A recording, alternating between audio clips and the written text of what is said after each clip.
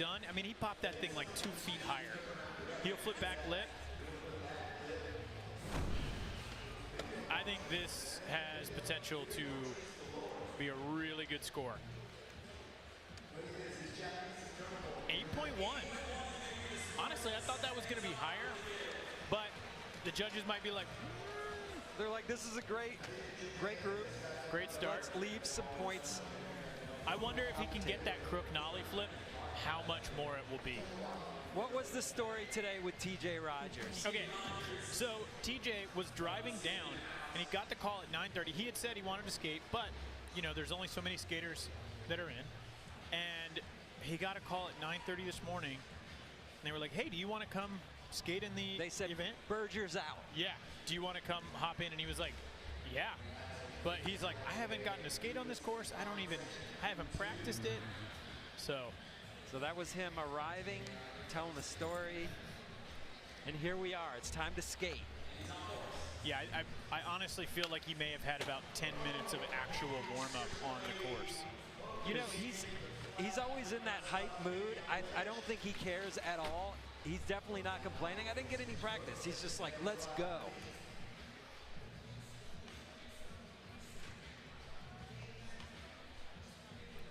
Can you imagine showing up 10 minutes and being like, I don't know, what do we think? He's like, how is this? How are these stairs?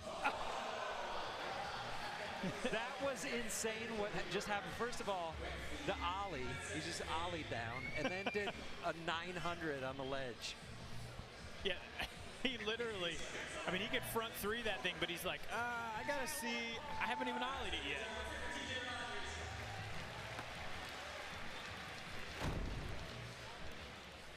Everybody else had hours of practice yesterday and today.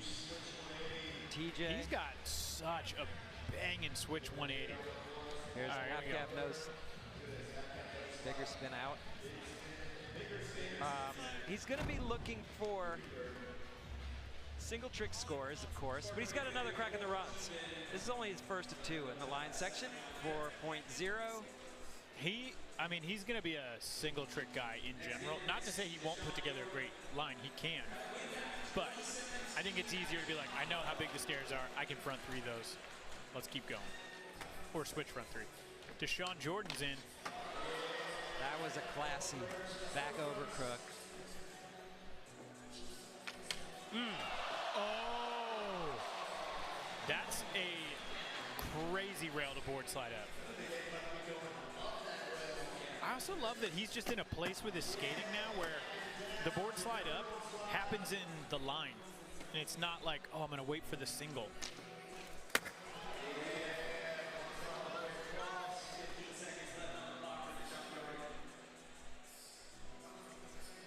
Coming in switch. Whoa! Switch front feeble. Boost in that front side ollie on the quarter pipe. Time. Interesting. So one fall with the backboard up the rail. That's such a big. Oh man, look at the way he just popped out of that. Switch front feeble. Locked in. 5.2. So you got to stay on.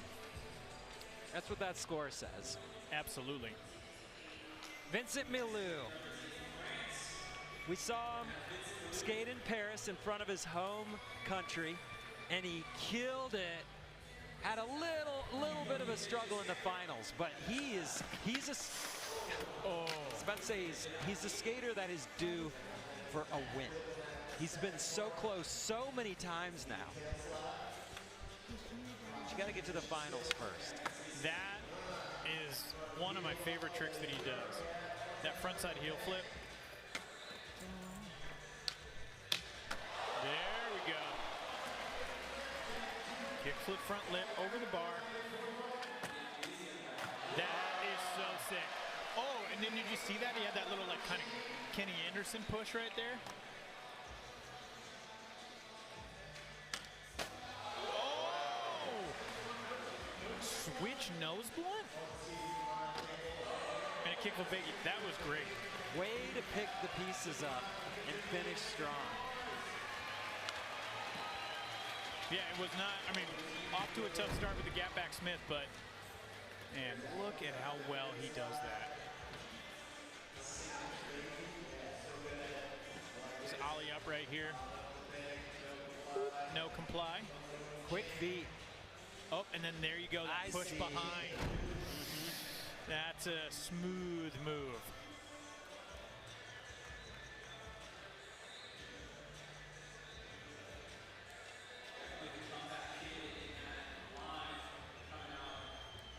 So he's an 8-2 for first. 7.6 puts him in second place. He's okay with that. I mean, for missing the first trick, not bad. Gustavo Ribeiro, consistency, 94%. Top score, 9.3. Average number of tricks. Ooh, that was pretty cool. I feel like you don't see him do the kickflip front board that often, but he does it well. Tray flip.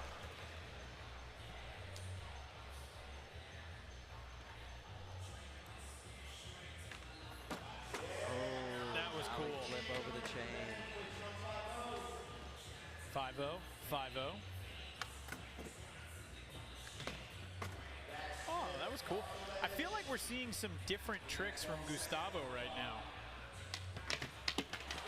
Like, I would never have thought he would kickflip nose slide the hubba. Crook nollie flip all day. 360 flip front nose grind. Right before the buzzer. So crazy. He's gonna look to his second run though, most likely. Because as we've mentioned, falls at this point, every one of these groups is like a mini final. Winner advances, and then only 2 other skaters out of non-winners advance in the second chance qualifier. The nollie flip right there was great. 5.9.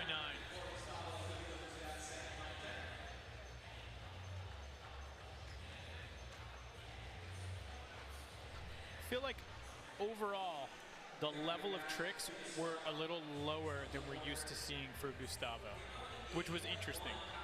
So I'll be curious what he brings on the next one. Kyrie back in. You know, one of the things we talk about Gustavo real quick though is how quick his feet are and that he works well when things are crammed together. Yes. This is kind of a spread out course. I don't know. Doesn't necessarily play to his strength. It's a good point. Speaking of quick feet, Kyrie unable to get that crook nollie flip again. But man, is that back heel beautiful. Oh! 3 flip and big flip back to back.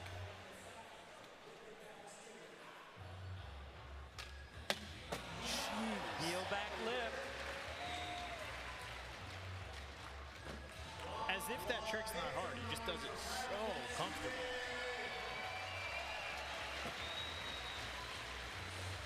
Kaidi with the 8.1 on his first line.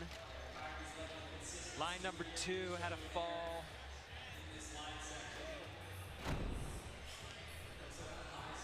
I love this.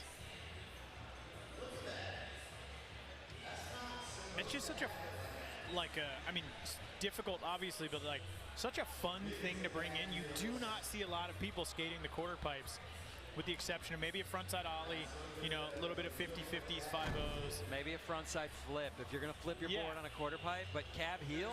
Ooh, and an 8.3, Kyrie in the top spot. Oh, so he improved even with the fall. Did he have a fall? No. He didn't fall in the crook nollie flip. He just didn't do it. Yeah, he just didn't do it. We saw the 3 flip and the big flip, stepped it up a little bit. I take it all back. TJ Rogers in next. Switch 180. Yeah.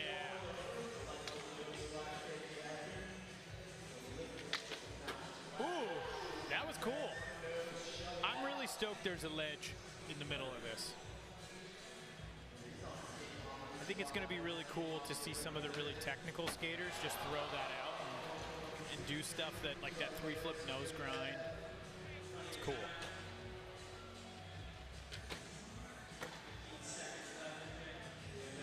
TJ taking it easy a little bit. He's like, I'm still warming up. Oh. He's like, remember, you guys called me this morning.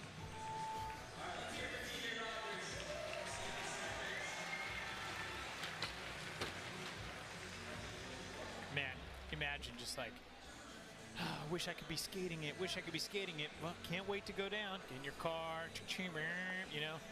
Hey, you want to skate it?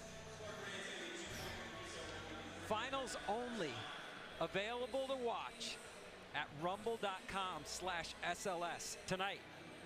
Women's final starts at 5:30 p.m. Pacific, men's at 7. Rumble You're not going to Sports. want to miss it. Don't miss it. That's the only No. place you could see it. If you're not there, you are going to miss it.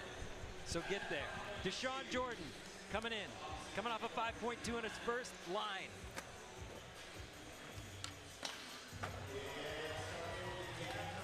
The balance is so good. Come on, make this. Oh.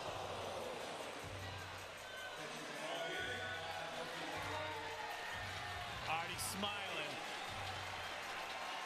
Oh my, look at that. You can see the rail red on his shirt. That's how hard he took it to the chest. I can't believe he just got up and gap nose blended after slamming like that.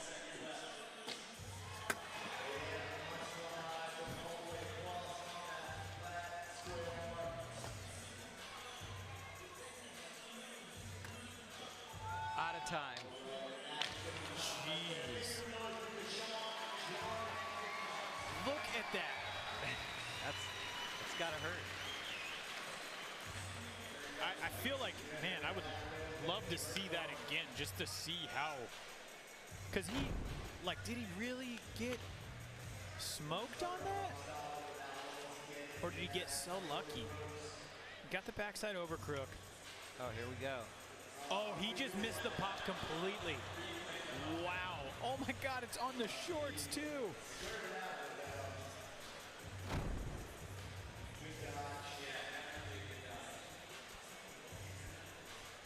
You know what? He's smiling, man, and he's a wear your heart on your sleeve guy, so he's gonna be okay. Vincent Malou needs an 8.4 to move into the lead here in the line section. Okay, wow, sketchy, but he stays on. Oh, but that was a great kickflip to follow. I like the lean tail slide. You don't see that a lot either. Or that. Switch flip. Man, he's got bink, bink, bink, lots of tricks just back to back. You're right. Keeping it going. Mini cab on the quarter pipe. Oh, yeah. Yes. This is really sick.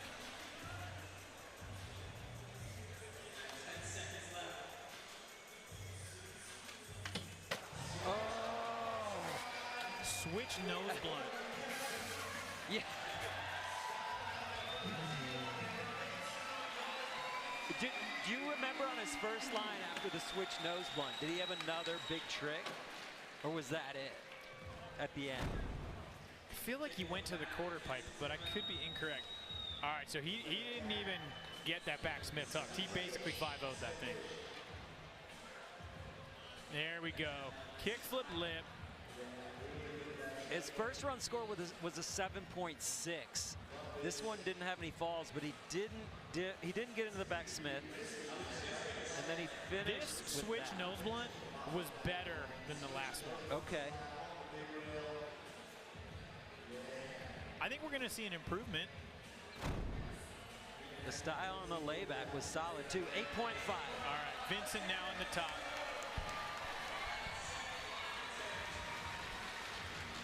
Any day now, he's going to win an SLS stop, and it could be right here in San Diego. It could That's be today. Gustavo Rivero. Gustavo with honestly like a bit of a much lower score than we're used to with that 5'9".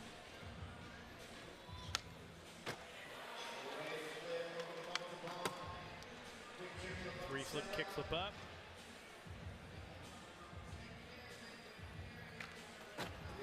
That is great. Little 5-0.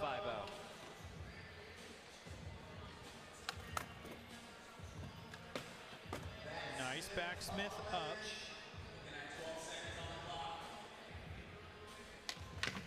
There we go.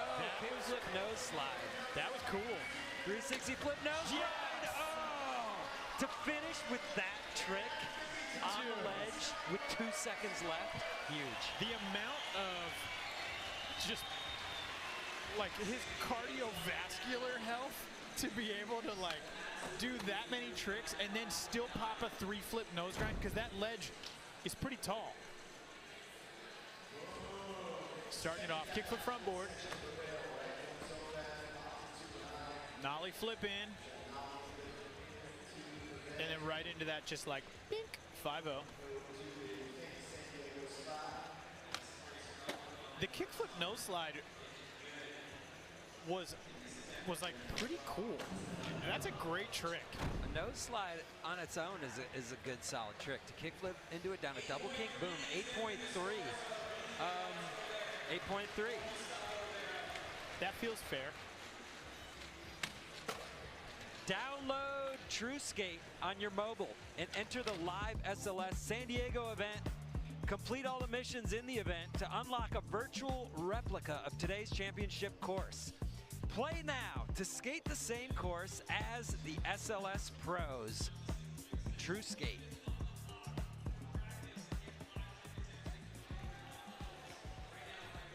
Group 2, single trick attempts coming up next. Vincent Malou from France, your current leader. Can he hang on to the lead? Stick around and find out.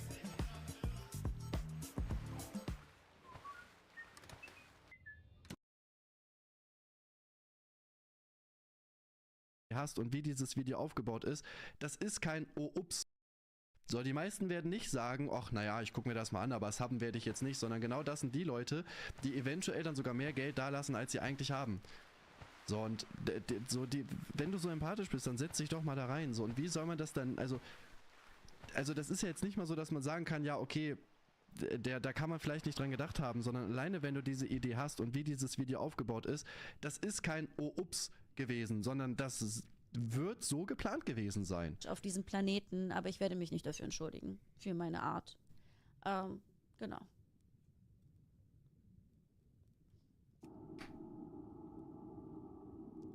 Es geht auch weniger um schwach oder nicht schwach. Die Argumentation war einfach nicht objektiv. Ich sage es noch einmal, okay?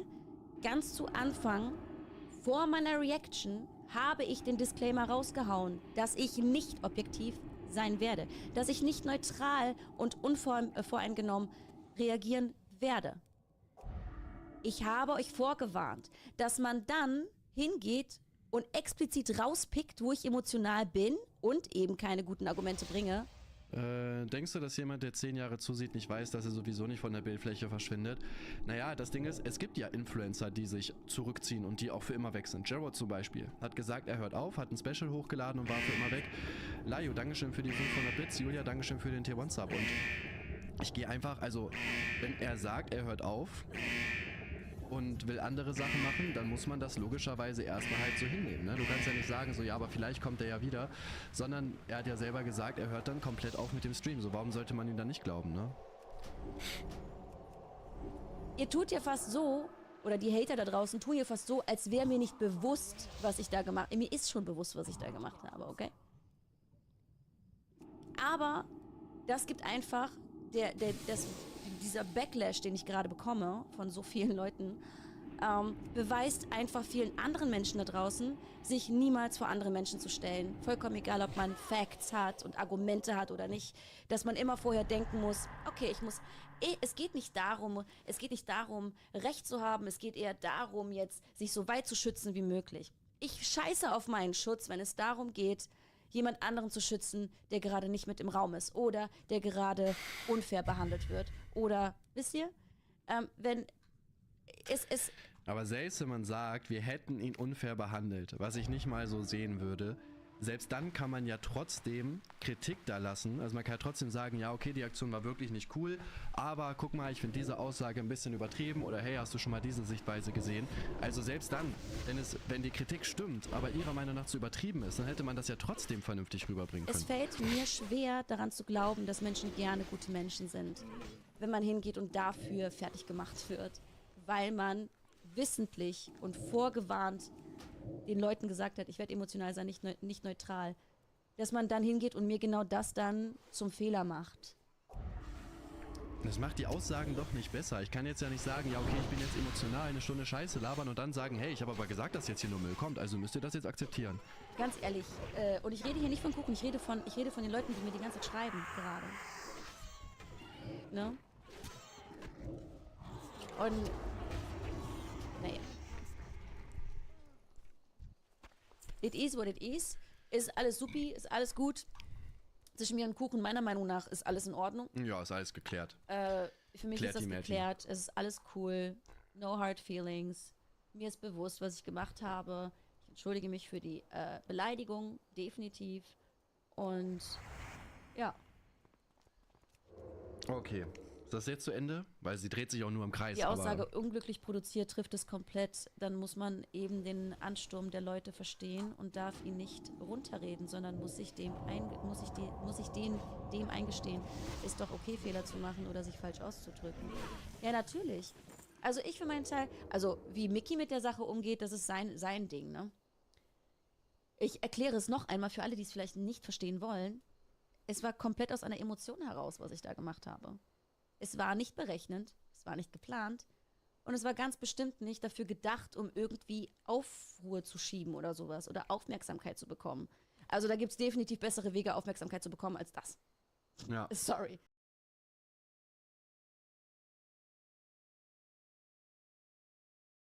At the top, but not at the bottom. All right, Gustavo.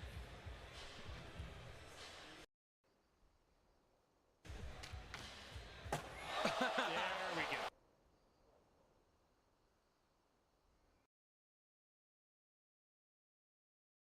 I mean, let's call it what it is. His line score was not what we're used to seeing from him.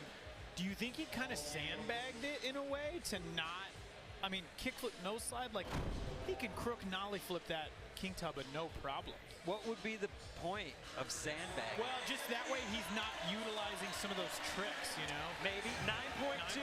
9.2. So we'll see if he puts down 4 9s. He's got an 8-3. That's not sandbagging. That's solid. I'm so used to him, those tricks that he's got, you know? His run was really good. It was just a little different. It was just I gotta take that statement back. Okay. That was so kooky of me. 3-flip nose grind at the end of a line. Come on. Whoa! We saw Kaidi do that in a zero video part. Maybe the greatest late back big spin of all time. Down just a massive, classic San Diego style gap. That's a cool trick too. Yeah. Vincent Malou. Highest line score. He's just got to keep the momentum going here. Coming in switch. Oh! Switch flip back lip. Can't even fathom. And it did not look switch. That looked so good.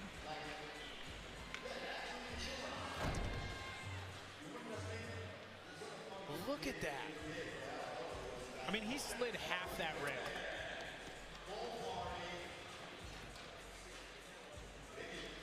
Wow. Making the rail look small, and it is not. 9 club. 9.1. Vincent Malou.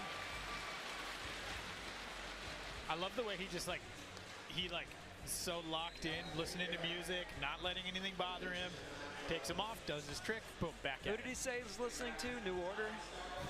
I think he did. Did he say that? Yeah, Depeche Mode, New Order, something like that. Good choice, whatever it was. It's in that vein. TJ Rogers.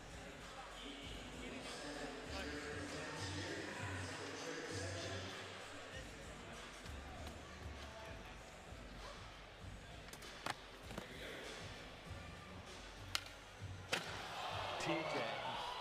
Going for the switch front three. He's got the greatest switch front three in the game. Did it down Hollywood 16. Did he do it down? Did it down Carlsbad? Did it down well, everywhere? You name it. There he is. Spinning the whole time. Rumble Sports. That's where you're going to see the finals tonight. Women's at 5:30 p.m. Pacific. Men's at 7. Only on Rumble. Deshaun Jordan. Here we go. Yes. Perfect. Oh, look at that. Chris Cole in the audience. 2013 Supercross champ Chris Cole. Look at this. Right here. You knew it was a make.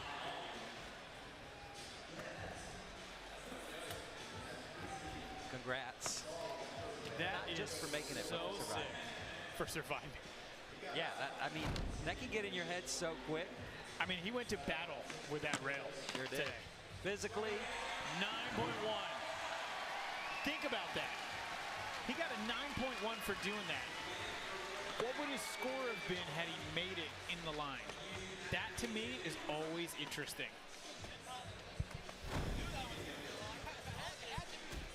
Look at that. He is just on it so perfectly right there. you could get a good sense of how long that rail is when he's sliding up it. 9.1 for a backboard. That tells you something. Gustavo Ribeiro in next. Just trying to keep it rolling here. Oh! Couldn't have been closer. Kaidi coming in fifth. Looks like he's back at the top. Ooh, that was cool. Do you get any deduction for having to do the quick turnaround after the landing fakie and not holding it fakie? I feel like the judges are going to dock him a little bit. Just because, I mean, that trick, you're supposed to land backwards. You know? Yes. He did technically land backwards, but couldn't hold it. Rolled 3 feet. I mean, quick 180. Still clean. Yeah, everything about it was great. Yeah. I'd say it'll be docked that much. Yeah, 8.6. I mean, that's still a great score. Crowd wanted a bigger score. But, and who knows, that could have been a 9. But he did do the revert. And I think it's just fun to booze sometimes. I love the booze. Vincent Milou, current leader. Where does he go? Oh. Wow. Switch flip back lip and then try and switch flip front lip. We saw him do that at the Super Crown. He was battling Gio for the win there. Did the switch flip front lip. That seems like just impossible to get that trick over the rail. Keep it under.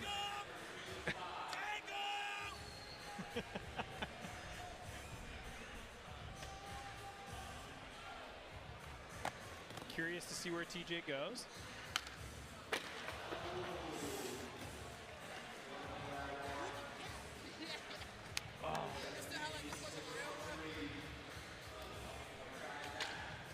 Did TJ switch front 3 Wallenberg? I honestly don't remember. It's okay. It's hard to keep track. Deshaun Jordan.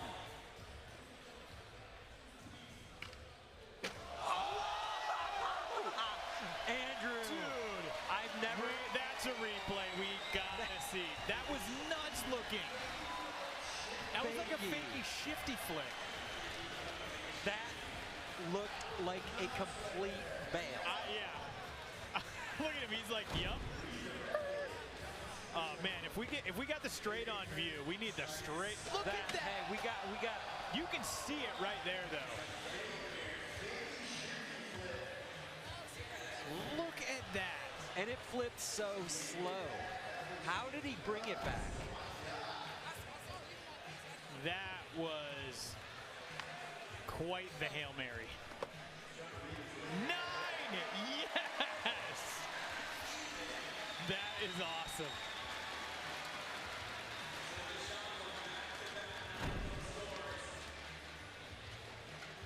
Look at that. Even with the sketch landing, still getting the 9 shows how great that was. I mean, look, Deshaun is on the way. He's got 9-1-9. He's in the top. He could do it. Gustavo Ribeiro. There it is. Okay. Bigger spin, flip front board, fakie. Does coming off a little bit late matter? Or was he just headed towards the barrier? I think he was headed. You know, I think he was headed that It's way. not gonna matter. Yeah, I don't think so. But we'll take a look at the replay. Caught. No problem. No, he's No, chilling. yeah, he's totally comfortable. Okay.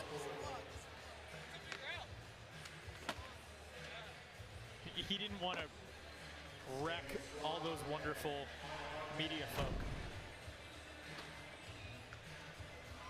9 even. I love that. With his twin brother. Gabriel, who is also a ripping skateboarder. Amazing skateboarder.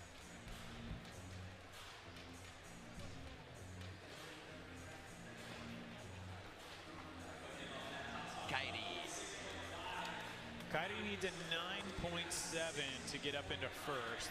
He's got 3 attempts, though, to close that gap. Oh! Dude, heel flip back tail is Psychotic. incredible on that. He looks surprised.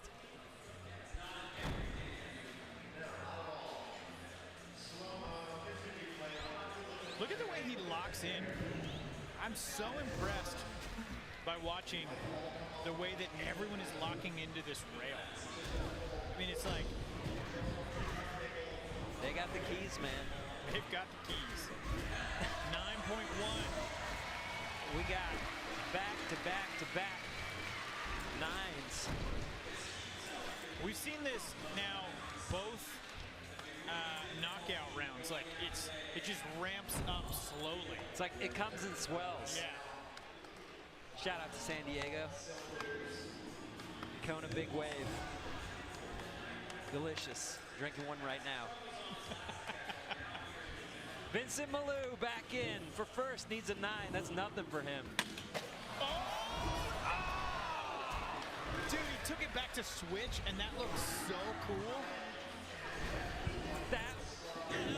Okay, now he has to make his next 2 attempts. I mean, I say have to.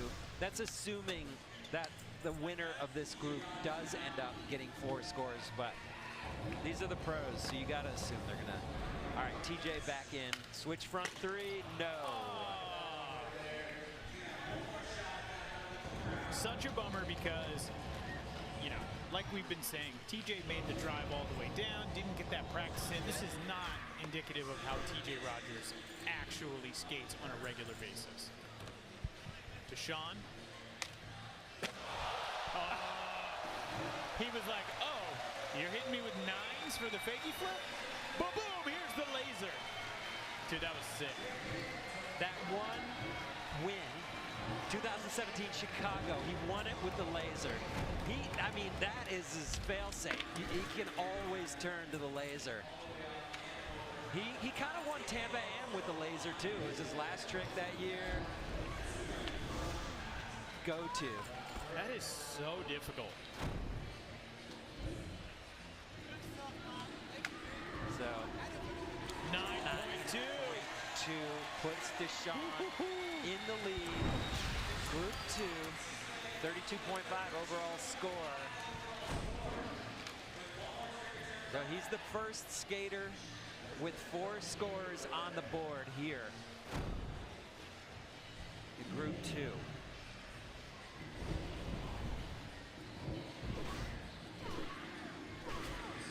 Gustavo Rivera looking for his 4th score. A 6.1 is all he needs for the lead. He's got 2 tries to get it. Dude, that was crazy. The way that he was in it, like he was forcing his way through. To recover from that, he almost dove through the king. And then to make the nollie heel out, kind of obscene. Look at that. Here we go.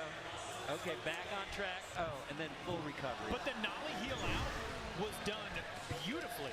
It was just that in between where he was kind of forcing it through was wild. Jeez. That's got to be a score. I have a feeling we're going to keep the 9s rolling. That has got to feel good, too. 9.2. Wow.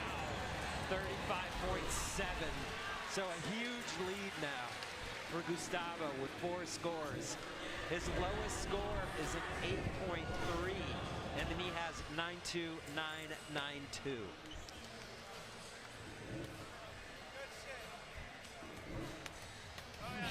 That was so sick. Kairi needs a 9.8 to take the lead, but anything over 8.3 is going to help. Wow.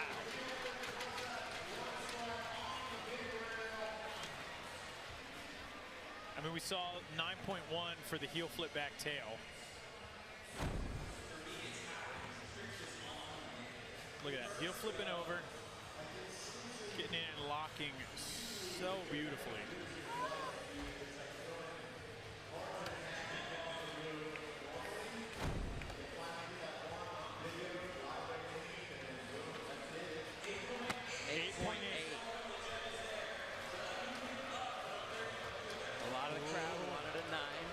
San Diego. Hard skate crowd. Nope. The pressure is on Vincent Malou. Forget that 9.1 for first. Forget that. He needs to make average. Average. He's got to get 2 9.1s. Yeah. Ooh. He can do that though. Right now, switch flip, front lip. He's done. No. Oh, just not the day for Vincent Malou. Bummer. That's skateboarding.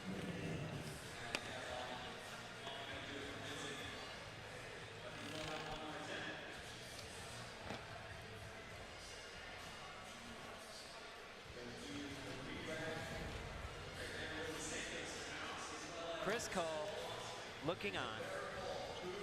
2013 SLS Super Crown champion. And one of the greatest skateboarders of all time. One of the greatest commentators. Love some Chris Cole. Here's the re-rack for the final last trick attempt presented by Jones Soda. TJ Rogers will be coming in first, followed by Vincent Malou. Both of those guys are probably, for all intents and purposes, out. Deshaun Jordan, Kaidi, and then Gustavo Ribeiro. Final say. Last trick attempt. Group 2 out of 4. The winner of each group goes to the final, and then the top 2 will move on also. Those will be the highest ranked second chance qualifiers. TJ Rogers is trying to do it for the crowd, for the love and the homies.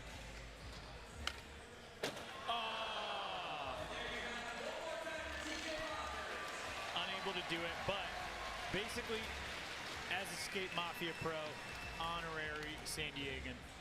Right? Maybe the only Canadian honorary San Diegan. Props. They don't put just anybody on Skate Mafia. All right, Vincent Malou doing this one for the love and the homies. Man, that you get to see the frustration right there. Especially with the great line 8.5 and then the 9.1 switch flip back lip score, then to finish with the 4 zeros. Deshaun, look at that. Deshaun. He is in striking distance. Oh, this is all Deshaun. He's just got to stay on here. No! Nose. Fakey.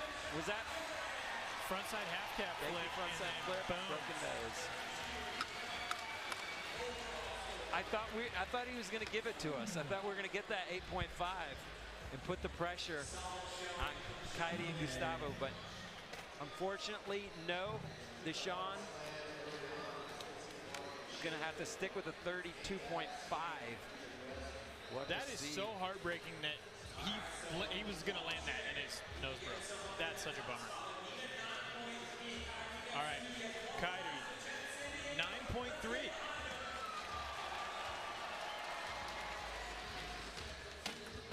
Oh, he was going all in. Vincent Myers for the Tail big spin to no avail. Kaidi's going to have to sit there and watch, seeing if he qualifies in with that last spot.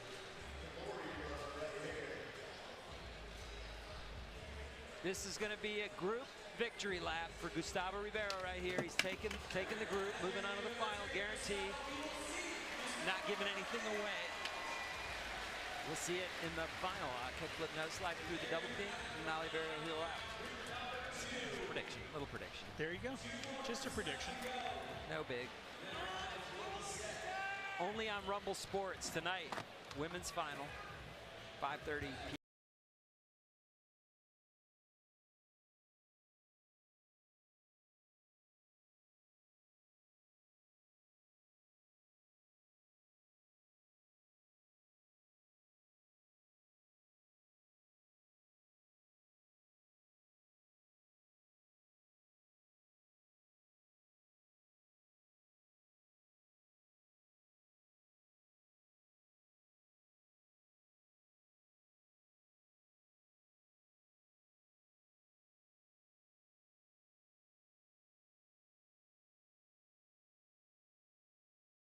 p.m. Pacific time, men's final, 7 o'clock.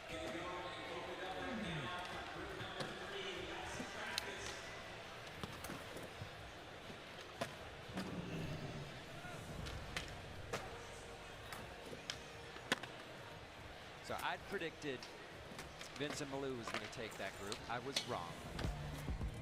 Ooh, my prediction was correct. Look,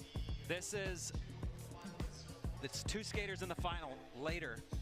Winner of group 1 and 2, Chris Joslin, Gustavo Ribeiro, right there. Already shaping up to be a great final. And then it's going to be interesting so far, especially just watching Gustavo with the different tricks that he's bringing to this contest.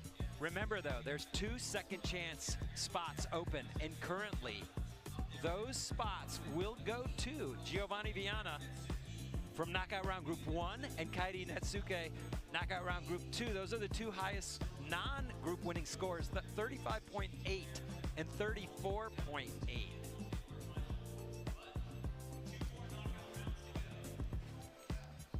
Here's who's coming up in Knockout Round Group number 3. Carlos Ribeiro, Felipe Gustavo, Kelvin Hoffler. This is Group Brazil, and then Alex Midler and Nija Houston. Team USA right there. It's going to be a good one. I know, I'm like, oh, man.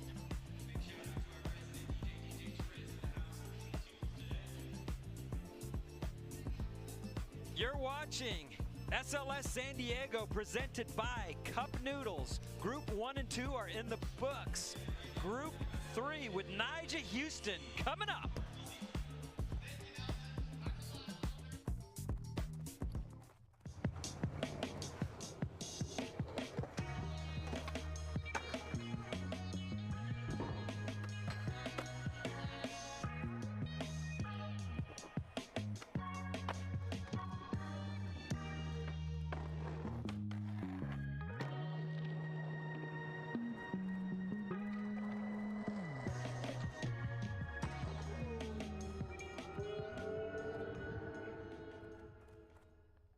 Skate é sinônimo de superação, seja na vida, no half ou no corrimão. Tudo que um skatista quer é um obstáculo para enfrentar.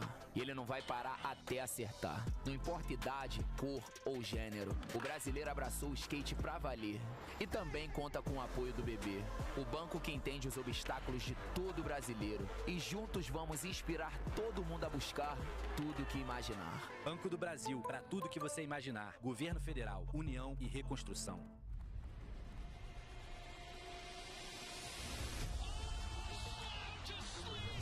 This is the most exciting sport that you've ever seen in your life.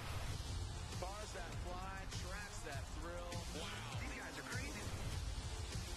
Oh, no way! Raise the Leo. Travis Pastrana. Chase Elliott. Nigel Houston. Check out Rumble Sports for live and free action sports.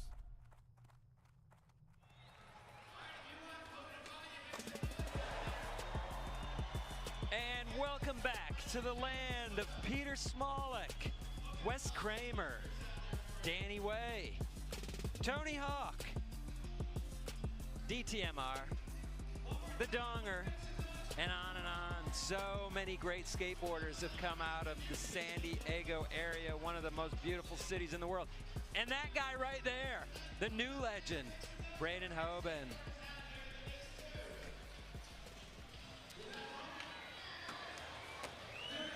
Braden Hoban's heat is still to come. He'll be skating in group number 4. Representing that Leo Romero band shirt. His favorite skater, by the way, we saw that earlier. Good choice. This is knockout round group number 4. Manny Santiago, Felipe Mota, Braden Hoban, Jamie Foy, and Yuto Origome. Coming up later. First, we still have knockout round, group 3.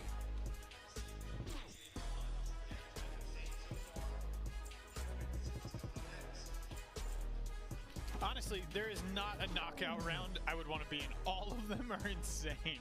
Yeah, look at this. This is what's coming up.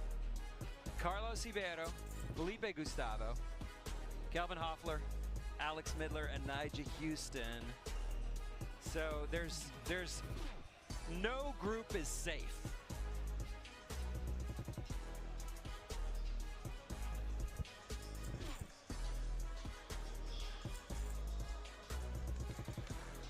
So Chris Joslin, winner of group number 1, is in the final. And Gustavo Ribeiro, winner of group 2, also in the final. But currently, second chance leaderboard looks like this. Giovanni Viana and Kaide Natsuke. Those are the 2 skaters that would be filling in those final 2 spots in the final if their scores hold, 35.8 and 34.8. Let's meet our skaters in knockout round group 3. Carlos Ibero from Brazil will be the first skater in. Then we've got a man who has finally been atop the podium, Felipe Gustavo from Brazil. And then we've been saying 2015 Super Crown champ for so many years, and then he finally got his second SLS win last year in Chicago. Kelvin Hoffler. Alex Midler from Los Angeles, 25 years old, SLS wild card. He brings so many wild tricks to the course. I can't wait to see what he's got today. And Nigel Houston, the guy we expect to make it into every single final, only missed 1 now. He has 23 SLS wins. He represents Southern California harder than anyone, Nigel Houston. Now let's take a look at how SLS works with the basics, brought to you by Tech Deck. There are 2 sections of the Street League. First, we start with the line section. Each skater gets 2 45-second line attempts, then followed by single trick attempts. Each skater gets 5 single tricks. Their top 4 scores count towards the final. Maximum of 1 line score, but it's not required. And then each group winner advances to the final. And the top 2 overall in points with that second chance spot. Now it's time to skate. I'm ready. Carlos Ribeiro from Brazil, first skater in. He's been an SLS pro since 2016. Oh, look at how smooth that back tail was. Listen, Andrew, To start. last time he made it to the final was 2019. Let's get him back there. That's crazy. It's been a while. And I just got to mention the switchback tail to follow. Oh.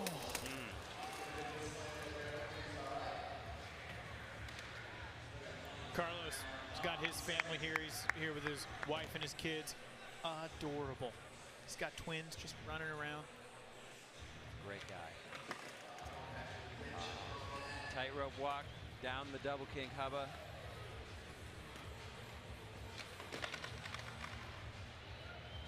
That's just got to be so deflating.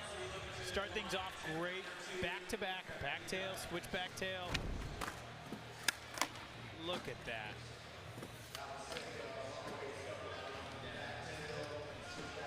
He'll have another crack at it. Each skater gets 2 lines, but only 1 counts. And you don't even have to take a line score. Skaters can depend solely on single tricks, but that's tough because you only get 5 attempts and 4 scores count. Felipe Gustavo, as you mentioned, he got his win last year after essentially a decade skating SLS. Oh, what a start. See, I'm excited that we've got that legend there. 4 guys like Felipe Gustavo. Oh.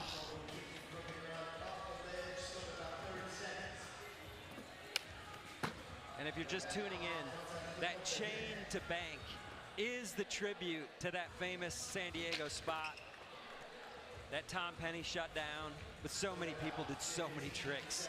You could look at compilations. I remember Duffy killed that spot too. 360 flipped over into it. Which is horrifying. Coming in switch.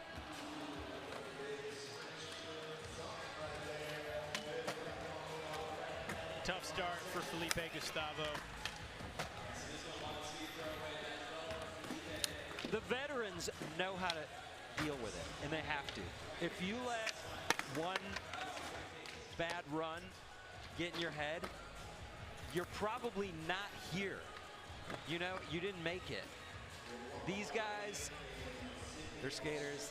They know what to do. Remember, finals only on rumble.com/SLS at 5:30 p.m. Pacific time. The women will be dropping in for their final. Men coming in at 7. It's on Rumble Sports. You are not going to want to miss it. But if you're not on Rumble, you will miss it, so don't blow it. Calvin Hoffler, 2015 Super Crown champ, backed it up with a win last year in Chicago, 2023. There's an 8-year gap between those wins. But along the way, Calvin's so done. wild. He's done so much. It's insane. He just got second at Tampa Pro. And I found out he'd made 10 finals in a row there. The only final he didn't make was the one where he didn't skate because he broke his leg. Oh. Yeah, 2016. All right, Calvin is on the course. Fakey was 1 foot. Yeah. Like fakey no comply? Oh, that was so good.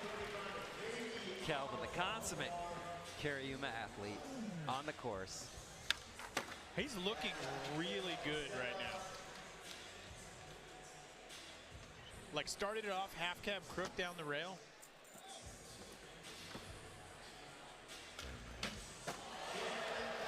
Yes, Calvin doing it. That was a clean line. Flipped his Agreed. board, He taking had chances. He had a little of everything right there. Started off half cab crook.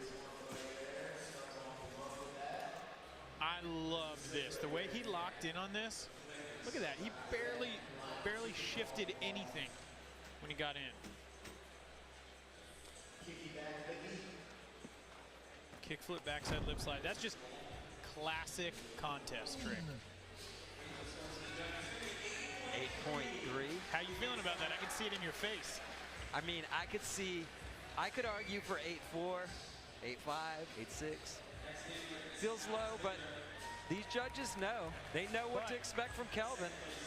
He'll give it to us next line, I guarantee it. Alex Midler back in.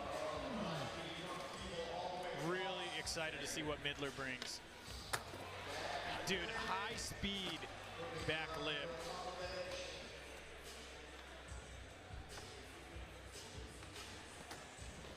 Midler coming off that second place finish at Apex Las Vegas just last month. Oh, that was so sick. He dialed that in at the car wash and then took it here. Oh, that was so cool. Kickflip, back tail up. I wish he could have made that one.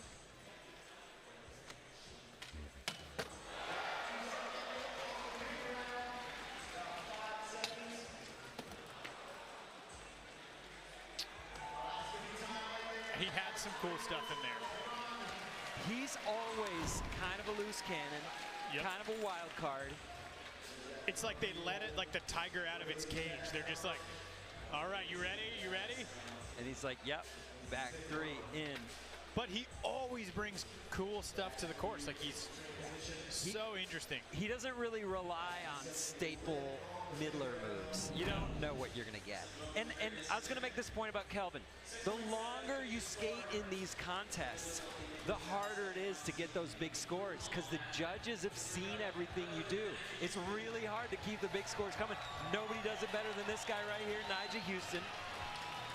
He's won 23 SLS stops. Oh, that was a cool way to start. Oh, sketchy, but in there. Oh, straight to fakie. Switch frontside flip. That's why Nigel Houston's the best. Because he can recover like that. Come on. And keep the hard tricks coming. Half cab flip into the Euro. I will never not be impressed with his ability to half cab flip all the time. Agreed.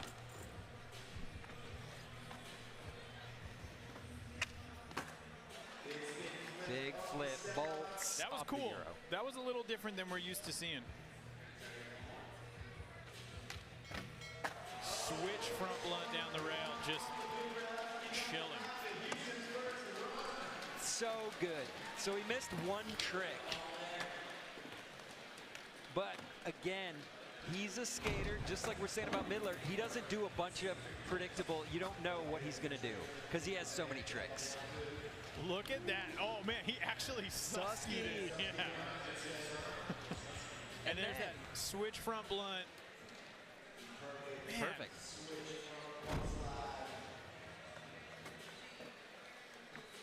$7.5.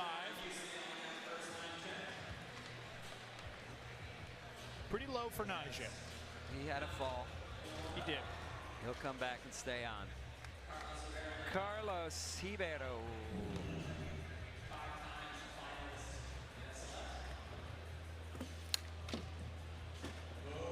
Beautiful. Yes! Oh, that was awesome.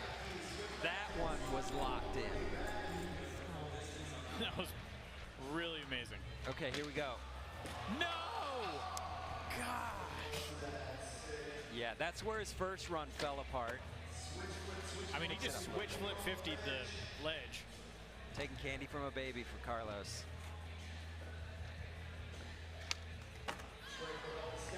.360 flip up the Euro or the Wembley gap.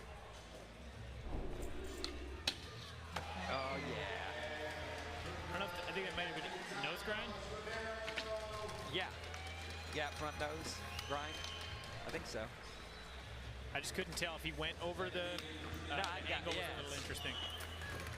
It's hard to tell sometimes. So he's going to improve on a 1.8, but I don't think he's getting the score needed to really put him up in. Well, I don't know. Look at Let's this. see. What did he do? What did he do? Switch Susky into the back tail. But that was so good.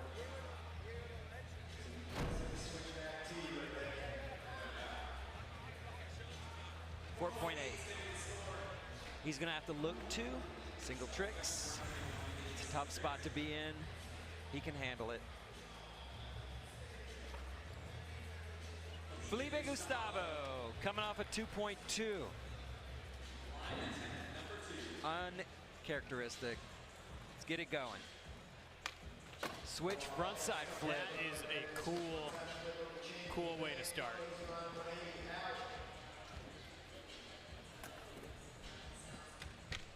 No! He is like so good at the kickflip crook too.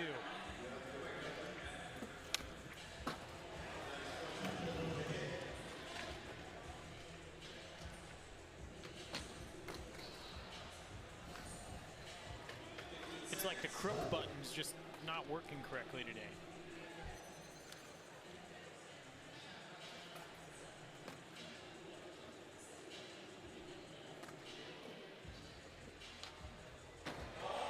Beautiful switch kickflip. Old Faithful.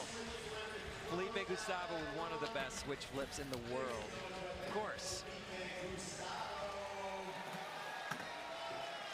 Group 3 off to a little bit of a shaky start. Look at how awesome that was, though.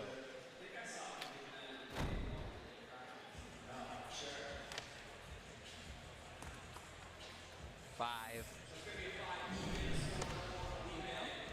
Man, that's going to be tough. See you around. Kelvin Hoffler coming off a clean first run with an 8-3. Still, when all is said and done at this point, it's a solid score. Yeah, I mean, next closest 7.5. He's got solid advantage. Whoa, got a little squirrely. Still goes into a clean front nose grind though on the quarter pipe. Getting a couple of quick pushes in. Kind of caught up to him by the time he got to that step up frontside flip.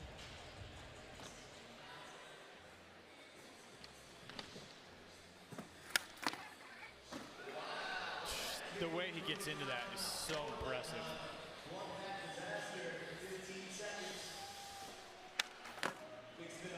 Back biggie. You can feel in the arena even. It's a little quiet right now. Midler could change the vibe. With single tricks in this group, could change like that, Andrew. I agree. Look at that fast flick. Yeah, he finesses it right up in there. It's not, he's not stomping down. It's just boom, right into the crook. 5.2. If you win your group, you're in the final. That's the goal. That's job one. If you don't win your group, you want to beat those highest second chance qualifier scores. There's 2 of them. Right now, it's Giovanni Viana and Kaidi. One out of group 1, one out of group 2. Kaidi's score is a 34.8. That's the lowest score to beat. Gio with a 35.8. Dude, Midler can do that back nose blunt so well. In the back 3 in, he's putting together a cool line. Oh, smart. Ditched the kickflip in, just went with the back tail.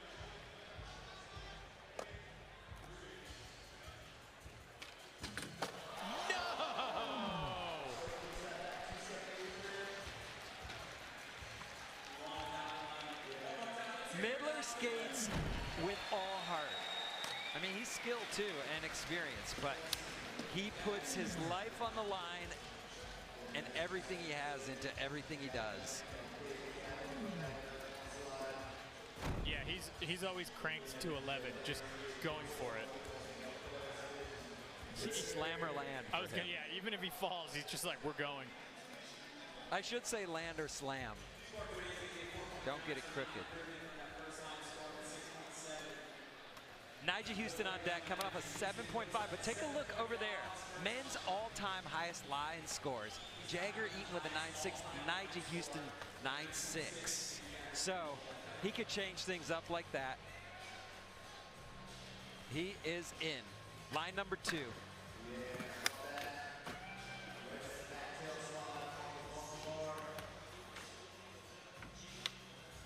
Wow.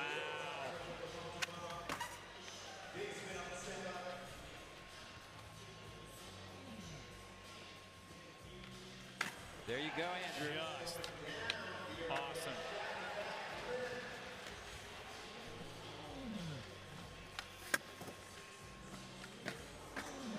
Nice backsmith up. I think Nigel's looking at that 8.3 from Kelvin Hoffler and saying, I'm just going to skate smart Yeah. and stay on and get that done. I mean, he did a gap back lip. That's totally Easy for Nigel. yeah, super easy for him. Because he can kickflip, backlip anything in the world at any time. He's won more of these than anybody. He knows how to do it. Cup noodles replay, switch frontside flip. It's as easy as it gets for Nigel. There's the gap back lip. And I'm not saying anything's wrong with that trick. I'm just saying that for Nyjah, that is Yeah, he's being that's he's being low strategic. hanging fruit. Yeah. Absolutely. And look at that. 8.4. You nailed it. I mean, he knows what he's doing out here. He is the best in the world at that. The goal here is to win your group. And this guy right here is doing it. Current leader, Nigel Houston. This is knockout round group number 3. Single tricks coming up.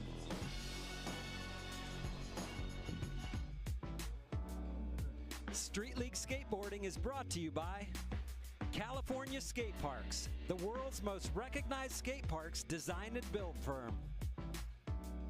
By G-Shock, the official timekeeper of Street League Skateboarding. By Kona Big Wave, bring the aloha. And by Tech Deck, start small, go big.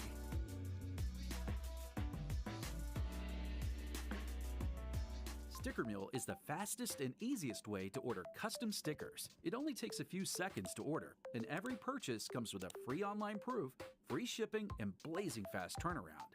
Each sticker is made with a durable weatherproof vinyl that is suitable for indoor or outdoor use. Die-cut stickers are also available in familiar shapes, including circles, rectangles, squares, ovals, and rounded corner stickers. Try 10 custom stickers for $1 plus free shipping.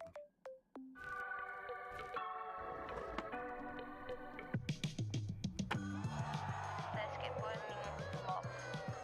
I feel free when I'm skating. Like, I'm really happy because I love to skate. I love to do my tricks, to fall, to go again. I am Rafael, I'm 15 years old, and I'm a professional skateboarder from Brazil in Imperatriz Maranhão, Smart City. Before you got to hang out.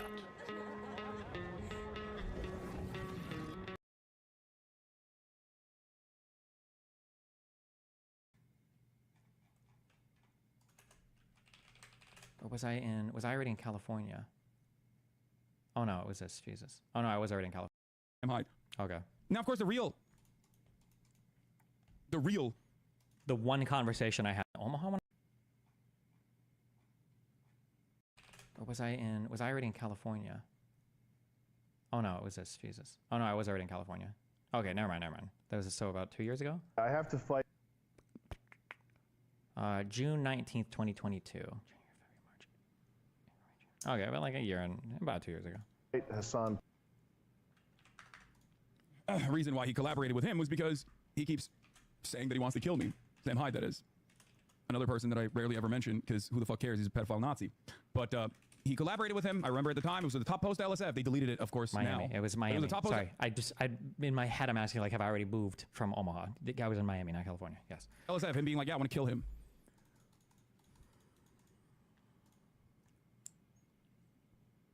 You lay down with dogs, you're gonna get some fleas, you know. You should treat them like football watchers treat Arsenal fans. Why argue with Arsenal fans when you can just wait Just wait for them to embarrass themselves, lol. Yeah, exactly. What was the story about him trying to pipe the lady sinking migrant boats? Yeah.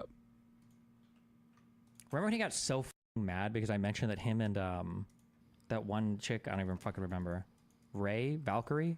Is that the same person? Because I thought that it was public that they were together. He got so fucking ass pain that I brought this up, but he has no problem speculating infinitely about my life. He was almost in tears on stream about, I didn't even know this was like a huge industry secret or whatever. So funny, my God. You got it. Also, the reason Hassan is like permanently triggered by anything relating to Sam Hyde too. You got anyone you want to call out in the heavyweight division? Oh, you know it, lad.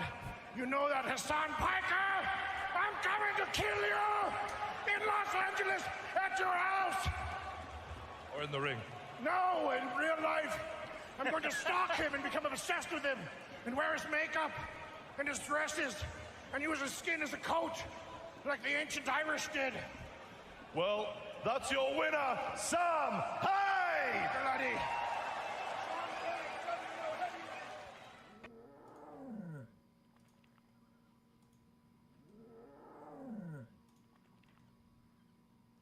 A lot of these people just carry fucking generational resentment almost, and they just hold on to failures that they've had in the past, and these hangups actually end up ruining their lives. In my opinion, it's just very unhealthy.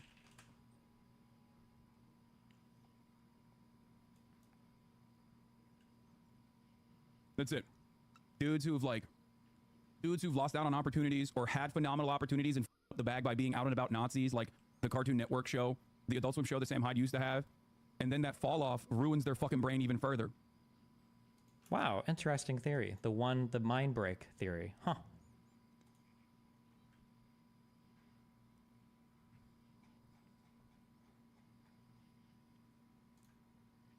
Anyway, and they hold their grievances, like, they hold that close to themselves. Like, they still fucking talk about how, like, they think Tim Heidecker is the reason why Sam Hyde lost his fucking Adult Swim job. And they fucking will go to ridiculous extents, doxing, stalking, harassment. And they are exactly what you think they are. They look like the fucking Soy Jack meme in real life. They look like the fucking Cartman playing WoW in real life for the most part.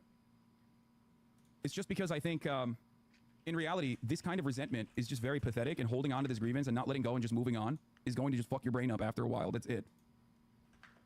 Most American voters, of course. You have to acknowledge that the Palestinian people want violence. Not Hamas, not the PLO, and not just the terrorists, but Palestinians en masse think that fighting will serve their end. That thought needs to be wiped out. I'm sorry, but no offense, their end's lost, okay? I'm sorry, they're the losers of the Middle East. Everybody looks at them, everybody laughs. They try to mind the... Hello? Hello? There we go. Your title still says Bridges is at 4 p.m. EST, but it's at 5, right? Oh, I don't know. I'm waiting for Lycan to give me the okay to go downstairs. On the calendar, it's on 4, so... Okay, gotcha.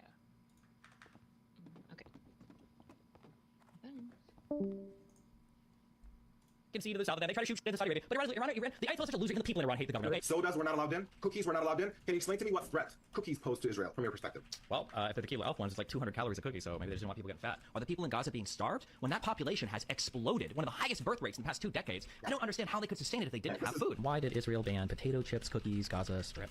Oh, wait, he Googled it, dude. He's gonna Google a talking point real quick, bro. Just wait. I read the ice. What? Like, how could you make fun of me for Google? Like, oh, did Hassan do his daily reading? Let's check. What was Hassan's research for today?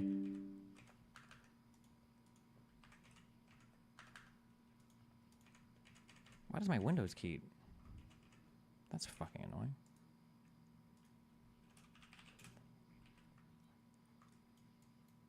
Your daily reading, ladies and gentlemen. How many Twitter tabs do we have? 1, 2, 3, 4, 5, 6, 7, 8, 9, 10, 11, 12, 13 Twitter tabs today. Nice. Good job. CJ opinion, and they didn't say to stop doing X. They just said, be careful. With no weapons, just marked from a drone. Yeah, I would say these guys are almost certainly Hamas. Footage being real doesn't mean you're not being manipulated. For instance, the Flower Massacre. It's not fake, but it's staged. Look at all these cameramen. This is film. This. He's doing Pallywood, bro. Wait, was that from the same conversation? Wait, hold on. It's not fake, but it's staged. Look at all these cameramen. This is film. This not being manipulated. For instance, the Flower Massacre. It's not fake, but it's staged. Look at all these cameras. Wait, this isn't even I'm not even referring to the same thing. Wait, what? There was a cut. What the fuck? Wait, what the fuck? Cameramen. This is film. This. he's doing Pallywood. Bro, you're not even... Because I'm pretty sure the second thing was me referring to the guys that were walking up to the Israeli shooters knowing they were going to get shot, versus the Flower Massacre was me saying, like, it's not fake, like, the film is real, but the narrative might not be real. But I don't think that any part of the Flower Massacre stuff or whatever, I don't even like that name. I don't know. Before. That's a lot.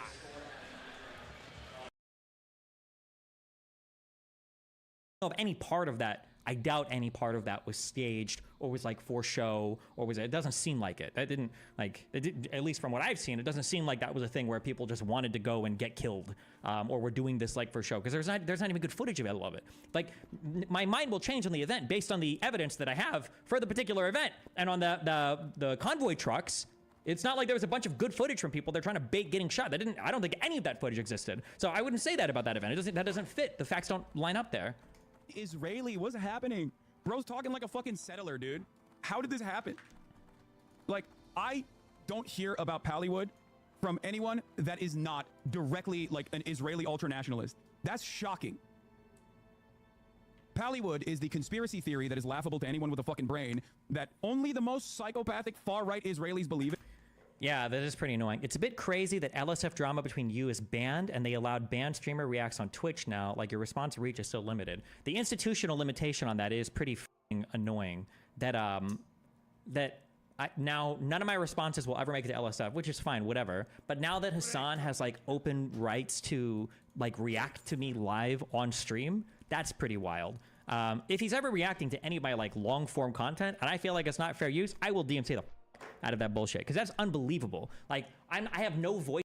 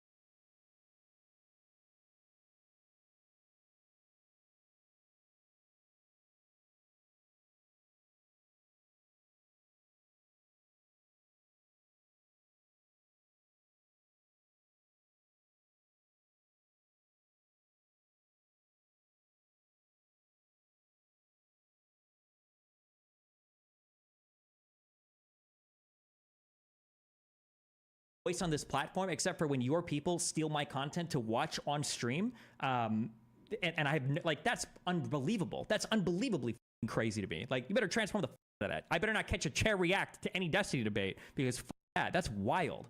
Holy shit.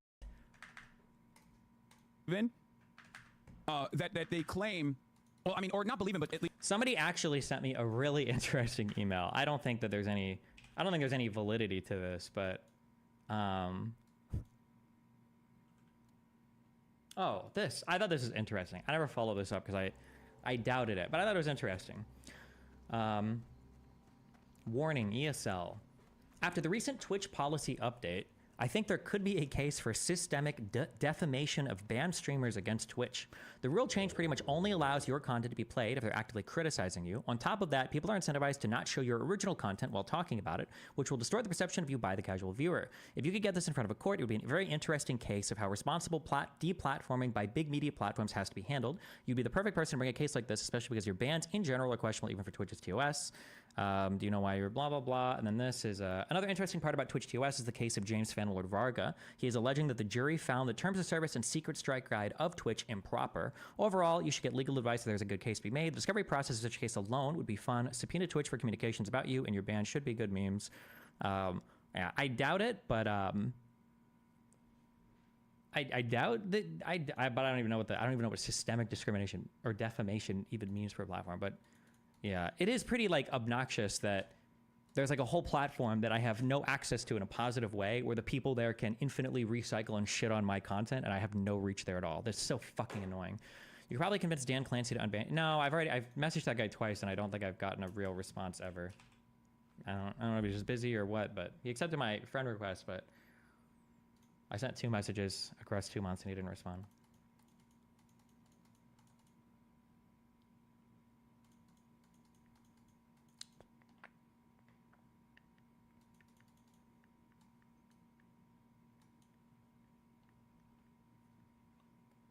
At least have the audacity to openly say. Normal Israelis also do believe in Pallywood, but I'm saying like most of them at least know better to just like not openly state that this is this is completely made up. Pallywood, for those of you who don't know, is the idea that Israel actually isn't doing any fucking genocide whatsoever or never really killing Palestinians. But as a matter of fact, Palestinians are just doing makeup and faking the deaths. Do you prefer it all being banned or it's okay to comment on? I feel like I'd rather just it all be completely banned. If they don't want to host any, this clip edit is Pallywood. Good point. If they don't want to host any of my content, that's fine. But I feel like then they shouldn't host any of it. I don't know.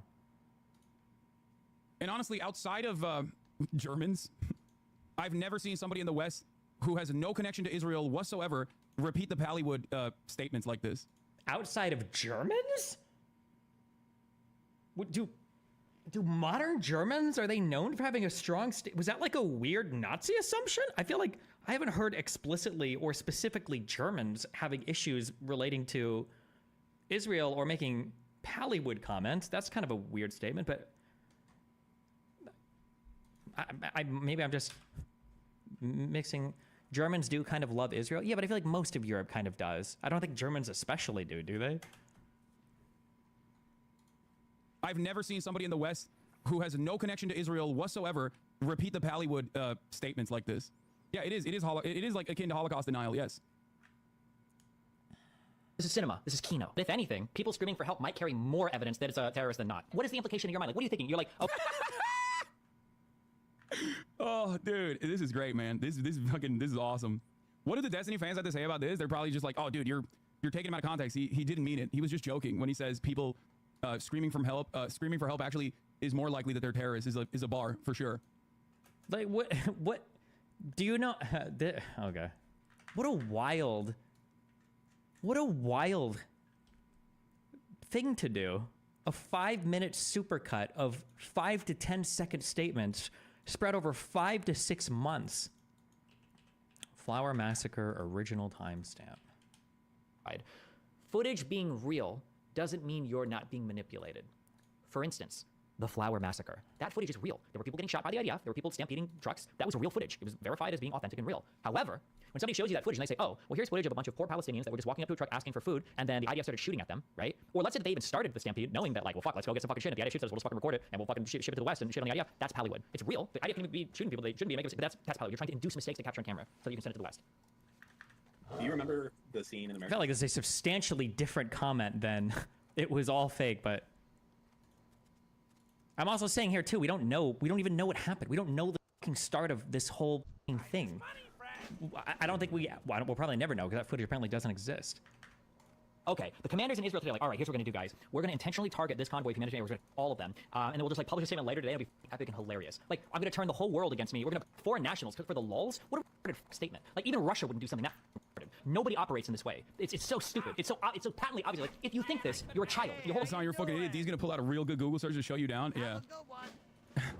Did the Wikipedia line get old? So now like we're making fun of Google searches? Like lil bro, your whole timeline are just tweets from accounts that you agree with. It's worse than every other thing that you've accused anybody else of doing. Like, people Googling are going to be more informed than you. People reading Wikipedia are going to be more informed than you. People watching or listening to Fox News are probably going to be more informed than you. Like, you're opening Twitter accounts that you agree with and just reading down their tweets. When was the last time Blood even read like a full article on stream? Just an article. I mean, listen, I'm not gonna lie. Nice clip chimping. Listen to his context. Bro, what context? The context is him defending Israel. Is he not defending Israel? Like, you can't pick this apart. I mean, I think anyone would agree that footage can be used for the sake of propaganda or swaying public opinion, but a lot of chatters unironically believe there's evidence for Palestinians staging scenarios intentionally to get footage for this purpose. I feel like that's pretty wild, but I don't know. I feel like the two videos that we saw felt kind of like that. The one with the people walking towards the IDF, and then the wife running forward to cry about it, and the one with the guys going outside looking down the street, like that's kind of what that seems like. I have a hard time imagining where it's not. No, I don't. I could imagine places where it's not, but I feel like it's less likely than there's really, really, really weird. The sling one is also like, I don't know, man. That's just wild.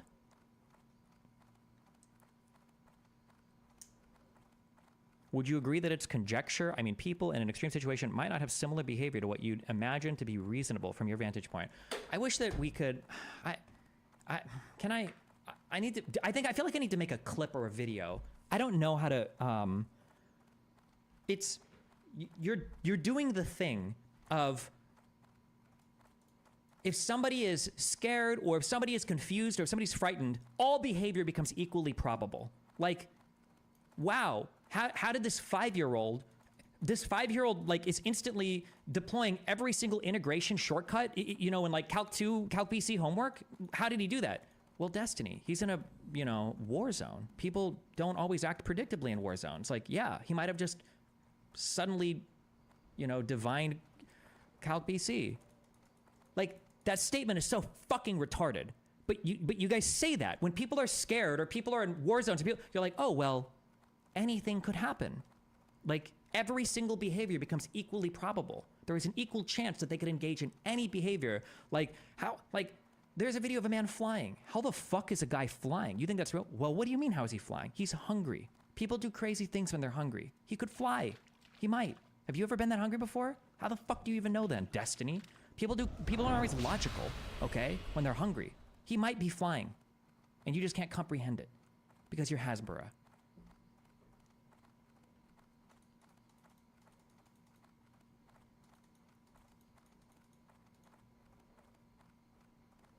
You could call it opportunistic filming instead.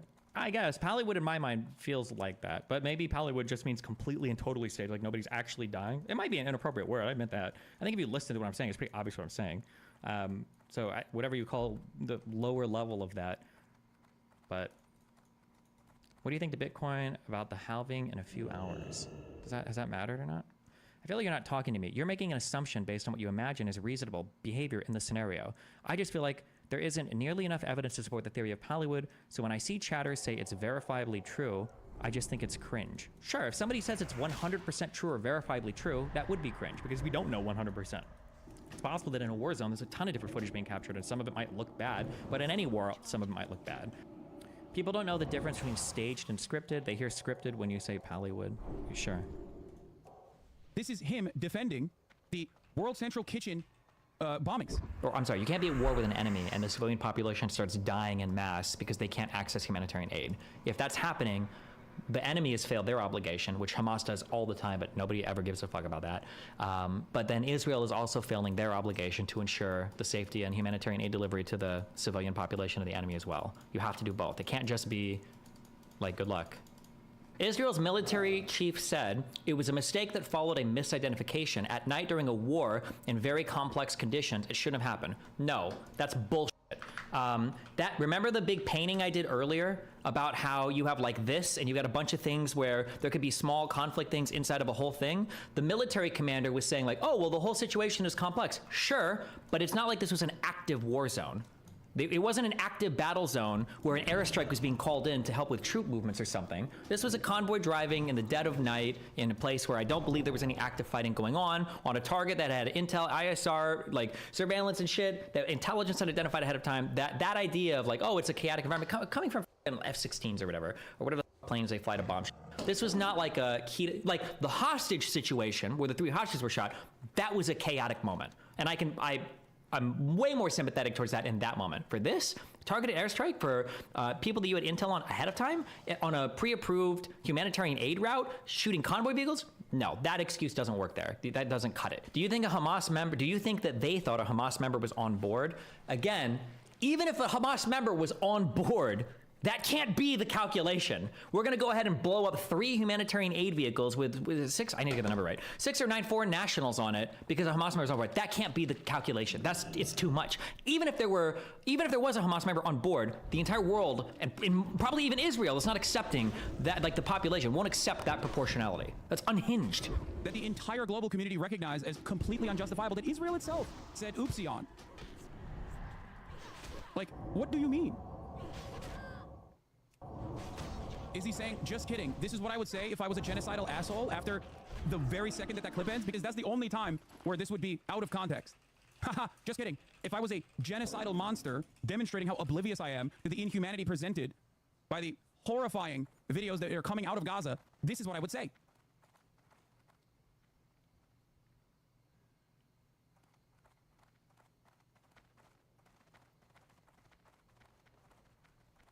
He straight up, in the previous one, was talking about the Flower Massacre being Kino. It is real, but it's still like cameras are presented. He's undermining the severity of the Israeli actions. I don't even think I said that. Did I, like, show the actual...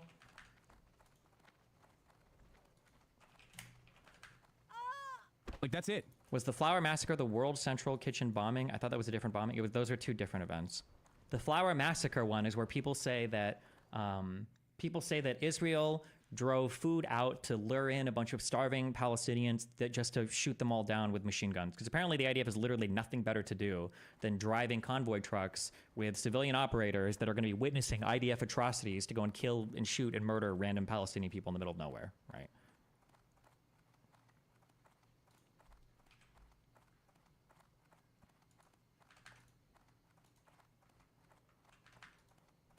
Approach to the conflict is childlike. I don't know if there needs to be another occupation. I don't know if they just need another government. I don't know if there needs to be like a different Palestinian administrator, but what exists right now just can't be. It just can't be. I don't know. It's totally unacceptable. You guys have an encyclopedia worthy paste bin of like everything that I say that is like clipped out of context or clipped in a way that like is to show the absolute worst possible. The Kino comment was about the sling guy. This is cinema. This is Kino. Okay. This is staged, but it's this really is like happening. This is the wackiest. So like I would call this Pallywood, but apparently that's not. This isn't Pallywood. I don't know what you would call this. Propaganda. I don't. Whatever you would want to call this, but like even calling it propaganda, it feels like it's something stronger than that. Like Jesus. But it's not really what you think it is. It's not just a freedom fighter on a truck that's just trying to kill evil Israeli soldiers that are walking by. It's a guy with a full medical crew on standby, captured from 4 different camera angles, that's trying to get shot by the IDF so that he can get footage and then it looks good when it goes viral. That's what's happening. So do you believe the guy walking and then standby just right? The whole look at all.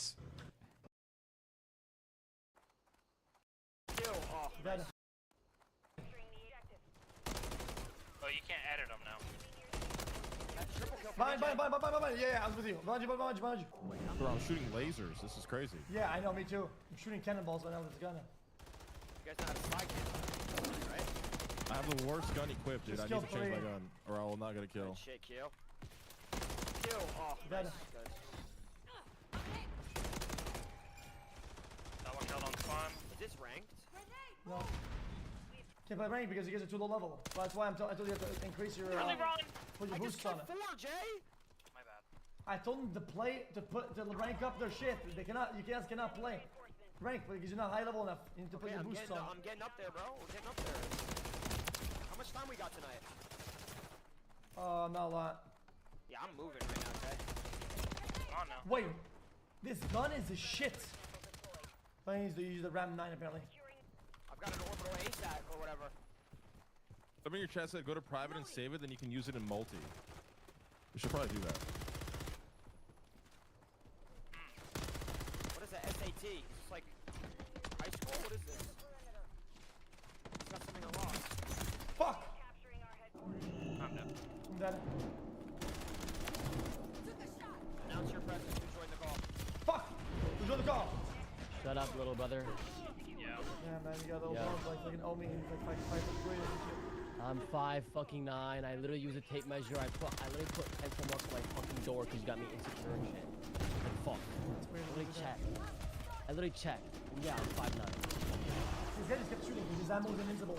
Oh fuck, we're playing Rust. Map exists in this game. Yeah, but Okay. it's so Yeah, short. hold on, Like hold on. this is gonna be like a brawl. By the way, it's called SMM, small map mosh pit. It's basically where you spawn on the enemy and it's whoever shoots first.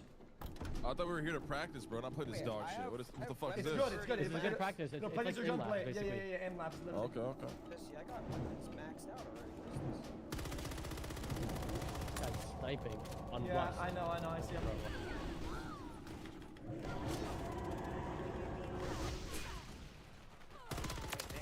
Dude, this is bringing back so many fucking This memories guy's right a now. sniper. I will fucking find him.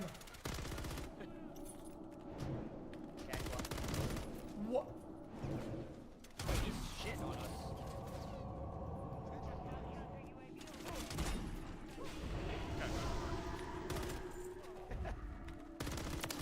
Dead.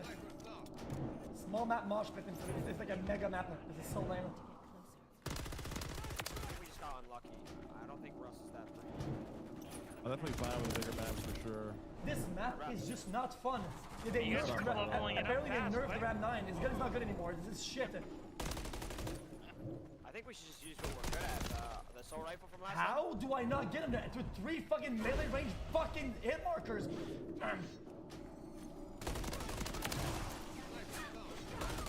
Wait, he went for a knife. This map is not made for sniper What the fuck is that? No, I mean, this is a terrible recommendation, bro. It's just a map, bro. Don't yell, come on, man. If I die to him, that means he's shitty. I'm gonna be real. I don't die.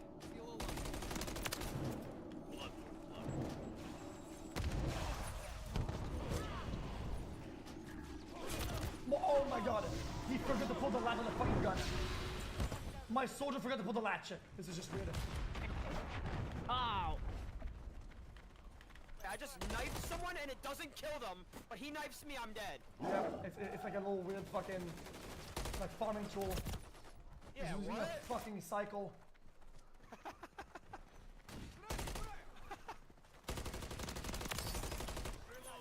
Wait, this game is actually pay to win. I thought y'all were trolling. No, it actually is. Impressive. What happens in Call of Duty? We're rich though, so it don't matter, you know what I mean? Besides that, sorry, bro.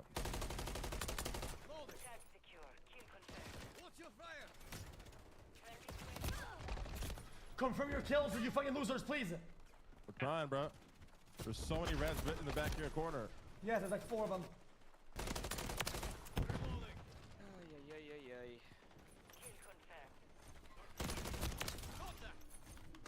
This guy, man, I can't do it. This guy just hit a clip on me. On me too. Did you watch him? This guy just boned me hard. He hit a clip like he actually like reset. Come on, 180 collect the tags, capped bro. me in the Come on, head. collect tags. Collect the tags. Not throw. Why are we losing? Honestly, just stop killing him and just start picking up our tags. Jay, this is no time to laugh, bro. We're 10 behind.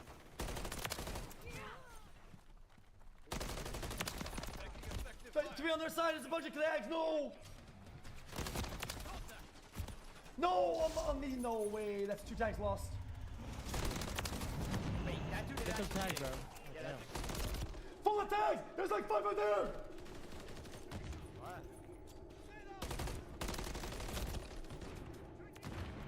Bunch of tags. Go there. Yup. Go. I'm stuck. I'm collecting them. Yeah, that's just kid is cheating. Good tags. Too Go. late. Fuck. Dude, that No. kid's 100%. Dude, shitty Cheeto let's Great go. Look at my score. Look at my score. You guys suck. You guys are fucking trash. Holy shit. You guys are trash. You're trash. You're dog shit. You're dog shit. Piece of shit. Get the fuck out of here. You guys suck. Fuck that nigga. What? Fuck you, bitch. What are you talking about, bro? You, bro. No? He said no. 101. Dude, You're dog shit. listen, I had so many fucking tags.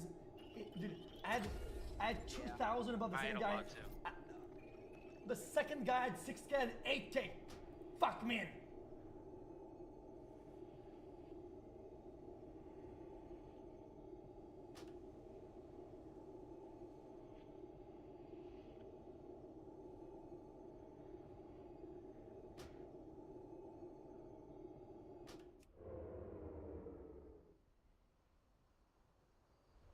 Tell them come get us. CT Kid Boys in the city. They still can't catch shit. If you were to raise kids right now, what's the main thing you tell them as far as steps for success in life? Go get you any flat hat, any USB cord, and go get you any car you want. Nigga, you in CT, BPT, you know how we do it over here. Big 203 shit. And BPT stands for Bridgeport, right? Yeah, CT Kid Boys. You'd be surprised when you first do it for real. You're like, how is that so easy? For me, I could take that shit down in one shot. So it takes 10 seconds. Nigga, we don't beef in public, wait till we catch niggas in they hood, niggas in our nuts. Nigga, Hans, he shot the stick, I told him stop buzzing. The op, they never hit shit, they got a whack jumper. My name is Andrew, a journalist from Seattle, and for the past couple years, I've been following an online trend called the Kia Boys, after I first discovered a documentary by Tommy G, filmed in Milwaukee. Hey, watch this, watch this, watch this. Depicting brazen teenage car thieves, who seem to be able to steal Hyundais and Kias with nothing but a flathead screwdriver or a USB cord. And very quickly after their discovery, the Kia Boy method and Kia Boy culture spread from Milwaukee across the entire country, and broke headlines nationwide. The next time you see a Kia or a Hyundai with a broken window and without a license plate, it's probably a stolen car. Have you heard of Kia Boys car thefts? The screech of stolen cars can be heard ripping through roads. You see people running for their life up there, dude? Terrorizing residents and catching the attention of police, who increasingly are chasing down teenagers following an online trend, stealing cars and posting videos of their joyrides. In an effort to learn more about the Kia Boys, I went down a strange social media rabbit hole into secret group chats with Kia Boys from different cities around the country, many of whom seemed to operate in plain sight without fear, and had public Instagram profiles and TikTok pages where they documented themselves from a first-person perspective, stealing Kias, joyriding, and of course, crashing them. But among the hundreds of active Kia Boy pages, there was nobody quite as fearless and brazen as the Connecticut Kia Boys. What am I, mother, nigga? Oh, shit.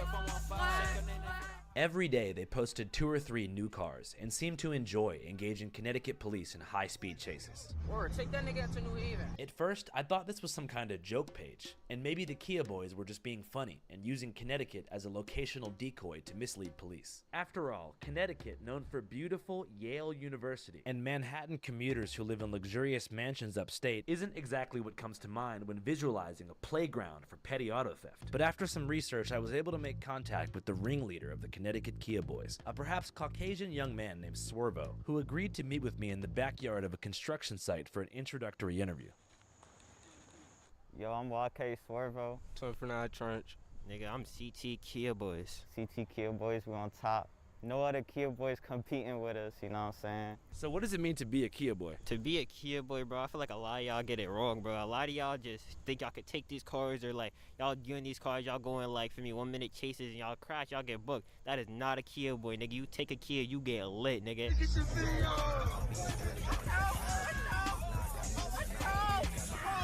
And you do not get caught. This is not what we do. CT Kia Boys do not get caught. Hello? So for you, what got you started doing this, bro? Shit, I don't know. I just started doing it, feel me? Came with the money. So it's primarily a money-making endeavor. Yeah. What about you? I started just because someone left their keys in the car, you know what I'm saying? I was like, bet. And then, you know what I'm saying, I was scrolling on Instagram, actually, and I see some TikTok shit of them taking the V. I was like, oh, that's how you do it? Fire in the hole. So I was like, man, it's crazy. At first, yo, we really started on some, oh, everybody doing this shit. We could probably get popped. We could just do this shit, see how it work. And they was like, yo, we should record this shit. We can get lit. Nigga, 40,000 followers later, we're the biggest on IG. As the CT Kia Boys Instagram following has grown, so have the number of car thefts in the New Haven area. In fact, they've nearly tripled since their page launched in early 2023, and local news anchors blame TikTok. The TikTok challenge has gone too far. My ignition is busted. My whole car is dented in. But it was what happened after her car was found that shocked her.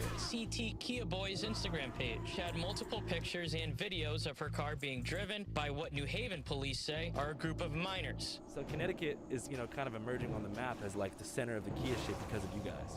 Hell yeah, CT up, you know what I'm saying? You know what we did, bro. Y'all know what's going on. You know what I'm saying? You gotta remember us. Steady talking about you ain't coming to the party without your smack. They're called the TikTok Kia Boys. The news likes to target TikTok. So whatever's on TikTok, they're gonna say that's a TikTok trend, that's a TikTok challenge, but this shit was never for TikTok. TikTok trends are making Kia owners nervous. It's a trend on TikTok, a how-to on stealing Kias and Hyundais. The thefts are a viral criminal sensation popularized by social media posts on TikTok. TikTok. TikTok. On TikTok. We never did this for the internet. We just found out an easier way to steal cars, you feel me? For those unfamiliar, what is the method? Nigga, all y'all boys need, man, one of these, yo. Y'all need one of these? Everybody over here got a screwdriver, and bro. this is your best friend, bro. You guys all have screwdrivers. Hell yeah. Feel me, you hop in that shit, put that shit right under the windshield wiper, you break that hole. Nigga, you get it sometimes in one, sometimes you need to put that shit in the ignition, you break that shit off, grab y'all USB, grab y'all screwdriver, depends on what type of car it is, and then we out. You be surprised when you first do it, for real. You're like, how is that so easy? For me, I could take that shit down in one shot. So it take 10 seconds. But sometimes the ignition will stay and don't come off in one shot, so you just stick it in the ignition, boom, done. So how many Kias numerically do you think you've been able to steal in the past year? I see my car play. Like how many cars you've connected to on that iPhone? And I said, this isn't even all of them. This how easy it is. Holy shit. Always had a V. You see Kia, Sonata, Tucson. We be in Tucson's a lot. We always chasing money, you know what I'm saying? We go out, jug, we always trying to come up, you feel me? When interviewing career criminals, they always say they do it for the money. But one question I like to ask is, how do you spend the money? For example, in Philadelphia, when I interviewed two brothers who were in charge of manufacturing Trank, an oftentimes lethal fentanyl horse tranquilizer hybrid that can make your arms fall off, they said, we do it for the money. I like money. But they almost always spend this money on the dumbest shit imaginable. What's your favorite way to spend money, like after you get it? Business food, fancy cars, jewelry, Dodge Charger, Hellcat, Grand Cherokee. I like pastas, I like pizza, I like steak. Sick. Most importantly, I'm a lame type guy. Oh, nice. I wondered how the Kia Boys spent their earnings. After you guys get money, how do you like to spend it? Shit, me, I'm coming up. I'm going to buy some purples, feel me? I'm going to get some shoes. I'm going to get dripped out, straight dripped out. And I'm finna go cop me a big ass pack too, literally. Hell yeah. You need some jeans, you need some hoodies. Purple, Amiri, LV Off-White. Kasubi, fucking Essentials, Mad Brands, feel me? One of y'all want to sponsor us? Hey, man. I'm trying to get sponsorship by Nike, yo, them new waterproof Air Forces. Yo, we gonna need them. Yeah, these are the Kia. This is the official Kia Boys shoe. Black Forces. Black Forces are pretty universally known as a crime shoe. It seems that the deep state of metrosexual European fashionistas have been truly successful in their 15-year plan to achieve psychic control over the minds of America's inner-city youth by paying rappers to wear overpriced designer bullshit, and by means of idol worship have effectively turned their useless garments into status symbols that are only recognized by the ultra-poor and uber-rich. But that's besides the point. As somebody who's never actually stolen a car, the hardest part to me seems like reselling the car and not getting caught doing it. Now, the hardest part seems to be, like, in my mind, selling the car sounds pretty difficult, right? Nah, that's easy. Everybody want a V. V is Kia Boy slang for vehicle. Now, if a car sells for like $25,000 market, how much do you get if you resell it on the black market? It depends what it is. Like a Kia is gonna go for less. If it has all the windows, it's gonna go for more. You feel me? Or if you have some key shit, it's gonna go for even more. Even like, again, like you said, we get some key shit. You sold that shit for like $500. That shit only took us 20 minutes to go get. $500 for a cut down Kia? Nah, where Kia, you only getting $100 in the hood for that shit. $50, that's it. Yeah, somebody want to slide in that shit. Bro, they gonna go slide in that shit. Ain't nothing else. Yeah, we got them shits for 100. Hit us. $100? $100. For a Kia? Hell yeah. I couldn't believe they were reselling their Kias for $50 to $100 a piece. But it made sense. They said their primary customers were people in the hood who were going to slide, which means to commit a robbery or murder in said vehicle. And probably abandon said vehicle after the theoretical murder or robbery is finished taking place. It's not like the Kia boys are taking trips to the scrapyard or posting the car on Craigslist. They're essentially procuring getaway vehicles for older members of their community for a one-time use, which would explain why almost every morning after the Kia boys make off with a Kia or Hyundai, it's found abandoned somewhere in New Haven. But sliding and reselling aside, the Kia boys are essentially making McDonald's minimum wage with 5 times or maybe 500 times the risk. So if y'all can just do me a favor, just leave a bunch of money in y'all car for me, like, I'd appreciate it. Cause like I said, bro, the fuck on-scene media. Fuck on-scene media. Kevin Morris can suck my dick. You need to come get us. I don't know what you doing. You need to come get us. I don't know what you doing. You lacking. Let me catch you with your V out in New Haven. You feel me? Who's Kevin Morris? Shit, some fat ass nigga. He a bitch. Bitch ass nigga. Old ass bitch. And it was just his birthday, bro. I should have threw eggs at your V, like. Fuck that nigga and his birthday. Who is he? Like, what does he do? Bro, he posts. He bro, thinks he's a cop. He think he a cop. Like, he's a weirdo. He a drug addict turned wannabe cop. Kevin is like a Kia boy vigilante? You like a Kia boy hunter for real, like. Yeah, that's his new name. Like, he a Kia boy hunter, like. What the fuck go with you? This is where things start to get even more interesting. As we've learned from Batman, the Punisher, and John Wick, the true enemy of every shadowy crime syndicate is not the police, but a vigilante, a rugged anti-hero, an elusive arbiter of justice who lurks in the shadows and striking fear into the cold hearts of the capos, jefes, and guerrilla pimps who prey on the weak for a little coin. And the nemesis of the Kia boys, apparently, was a self-described New Haven crime watchdog named Kevin Morse, who they said drives an unmarked Dodge Charger and uses drones, night vision goggles, and advanced GPS tracking techniques to stalk the Kia boys through the night. I knew that using the power of Facebook, it wouldn't take too long to track Kevin Morse down. And the next thing you know, there I was, face to face with the sworn enemy of the Kia boys. My name is Kevin Morse. I'm the owner and operator of On Scene Media, New Haven County. This is a samurai sword. I don't know, live by the sword, die by the sword. People try to intimidate me and threaten my life and all these different things to try to get me to stop doing what we're doing. Fuck on-scene media. Fuck on-scene media. Kevin Morris can suck my dick. Fuck that nigga and his birthday. That's not gonna happen because I live by the sword and I die by the sword. So I will die before I stop On Scene Media and whatever we're trying to do with the fentanyl and all that. So how do you spend your days working for On Scene Media? Well, I would say that we try to, give the community that we serve, New Haven County, real-time, real information about what's going on, the crime. As soon as I wake up, I'm usually several messages behind from the overnight stuff that came in. And pretty much I open my phone and we usually have direction from there. So somebody's car got stolen, their dog is missing, their son or daughter's missing, the cops are over here, the fire truck's over there. So that's kind of it. I mean, I literally wake up to phone calls and messages, and that kind of creates our direction outside of anything else we're trying to do advertising for people. Yep.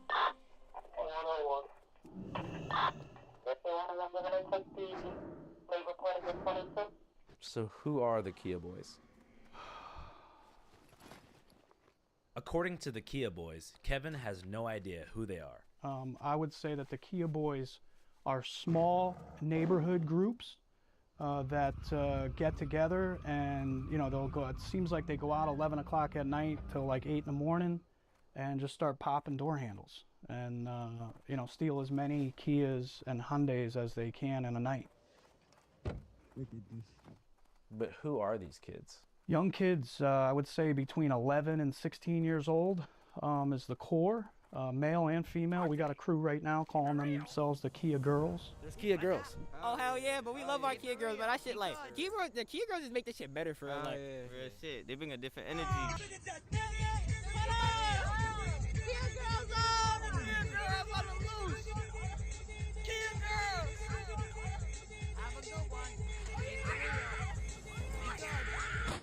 It blows my mind how anybody can commit crimes and then post them on their story or on their platform and it just be okay. The repercussions and the consequences, I'm not even sure what they are today. You have people shooting people and basically walking right out of jail with low bonds. So it's bad. I mean, these hundreds and hundreds of cars are being stolen. And not only that, the crimes that they're committing in these stolen cars. I mean, we watch them pull guns, showing guns, all types of things, damaging the stolen vehicles that they took. We posted a video where a guy, it was broad daylight, the guy realized on his cameras that his car was being taken. He runs out the front door and jumps on the hood of the car, begging them to stop, and they take off. You know, it's all on video. That to me is insane that somebody even has to deal with that. What started to happen maybe like a year ago, we would post a stolen car on our page, make like a little flyer, and then boom, it would pop up on the Connecticut Kia Boys story, them in that car that we just posted. So they basically kind of mock us.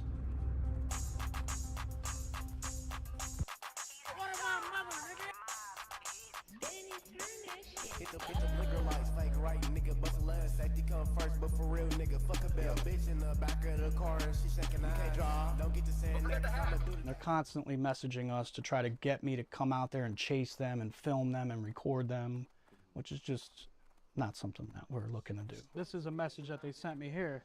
Yo, white boy, you're always gotta be on the cop's dick. You must like they dick in your mouth. Go in the house. And it's getting to the point now where they're stealing cars, calling me, crashing the cars, calling me so we can go cover it. We're not doing that nonsense. You know, I've been trying, they all message me on Instagram just about every day, threatening my life, all types of stuff. I mean, I've literally been to where they've recovered a stolen Kia. The parents come to the scene and they pretty much sign some papers and they get released to their parents. And then I've seen where the kid says, F you, mom, I'm out. You guys moms know you're doing the shit? Shit, low key, I don't even know. What do you think? Yeah, I don't know. You think they'd be like disappointed? I feel me, I think, yeah. We need the parents of these kids to try to do something. I don't know. They're your children. The impact that it has, you know, I talk to all the victims. They call us to post their pages, or post their car on the page. People crying, all types of stuff, you know, that they have to deal with. Everybody thinks because you have insurance, you're okay, but it's much bigger than that. Is there a part of you that like ever feels bad for the car owner? Hell nah.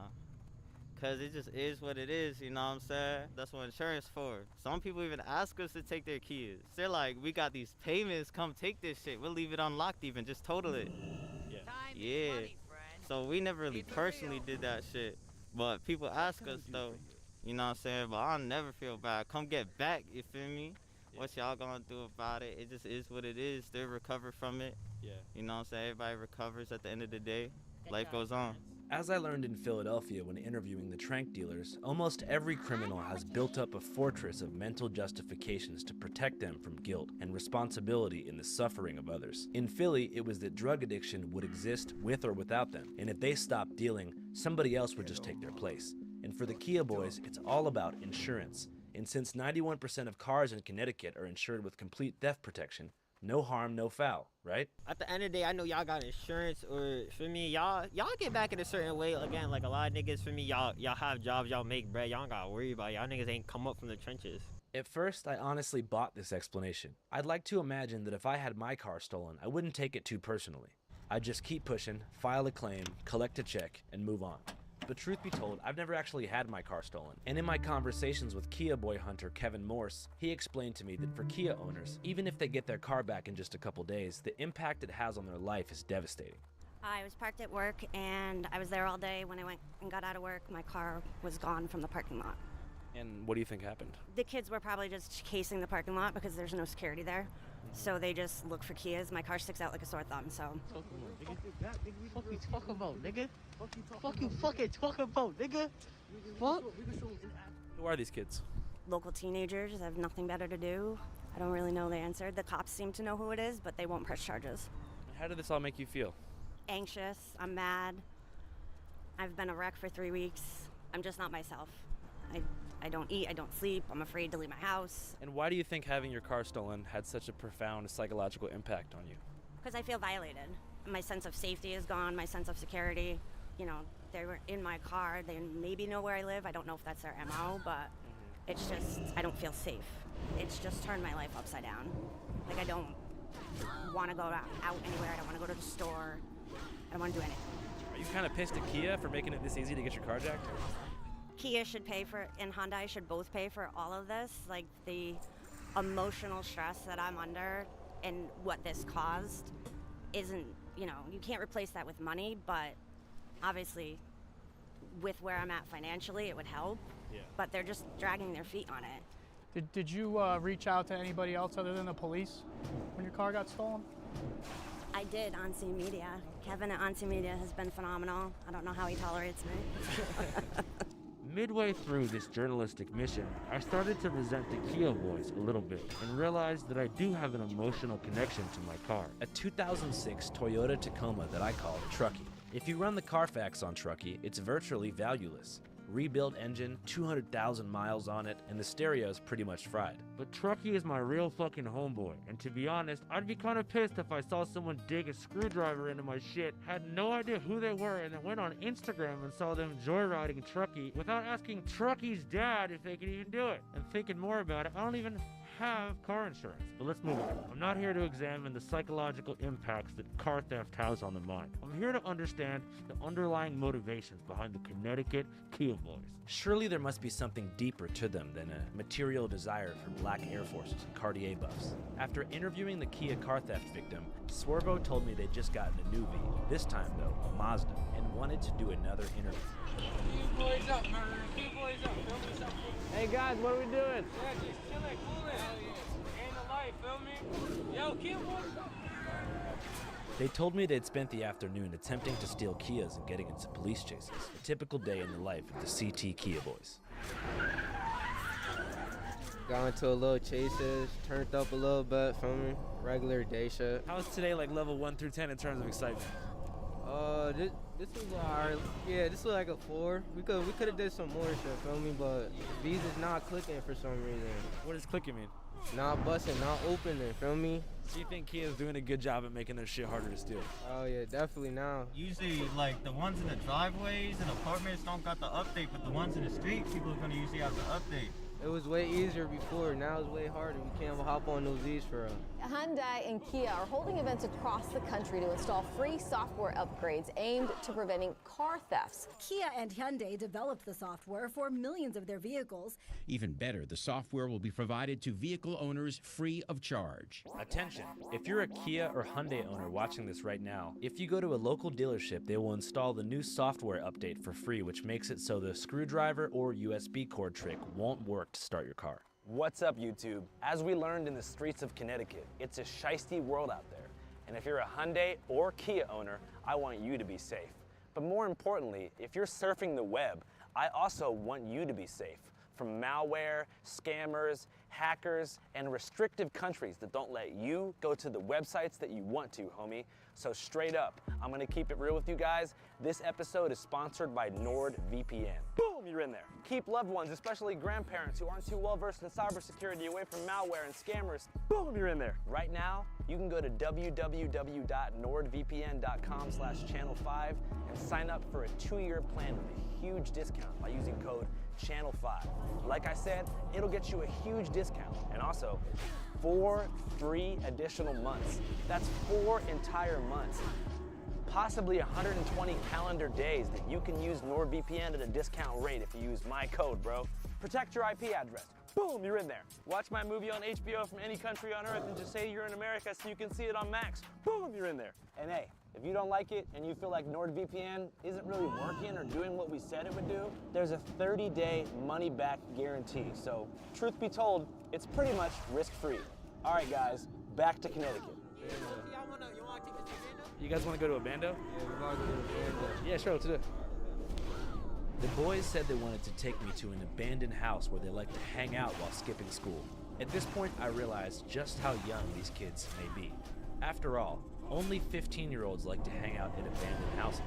I haven't hung out at an abandoned house since I was 15. I prefer to stay away from abandoned houses. Abandoned houses are where you go when you want to hide from your parents. I'm gonna sit up there. Okay, cool. Oh!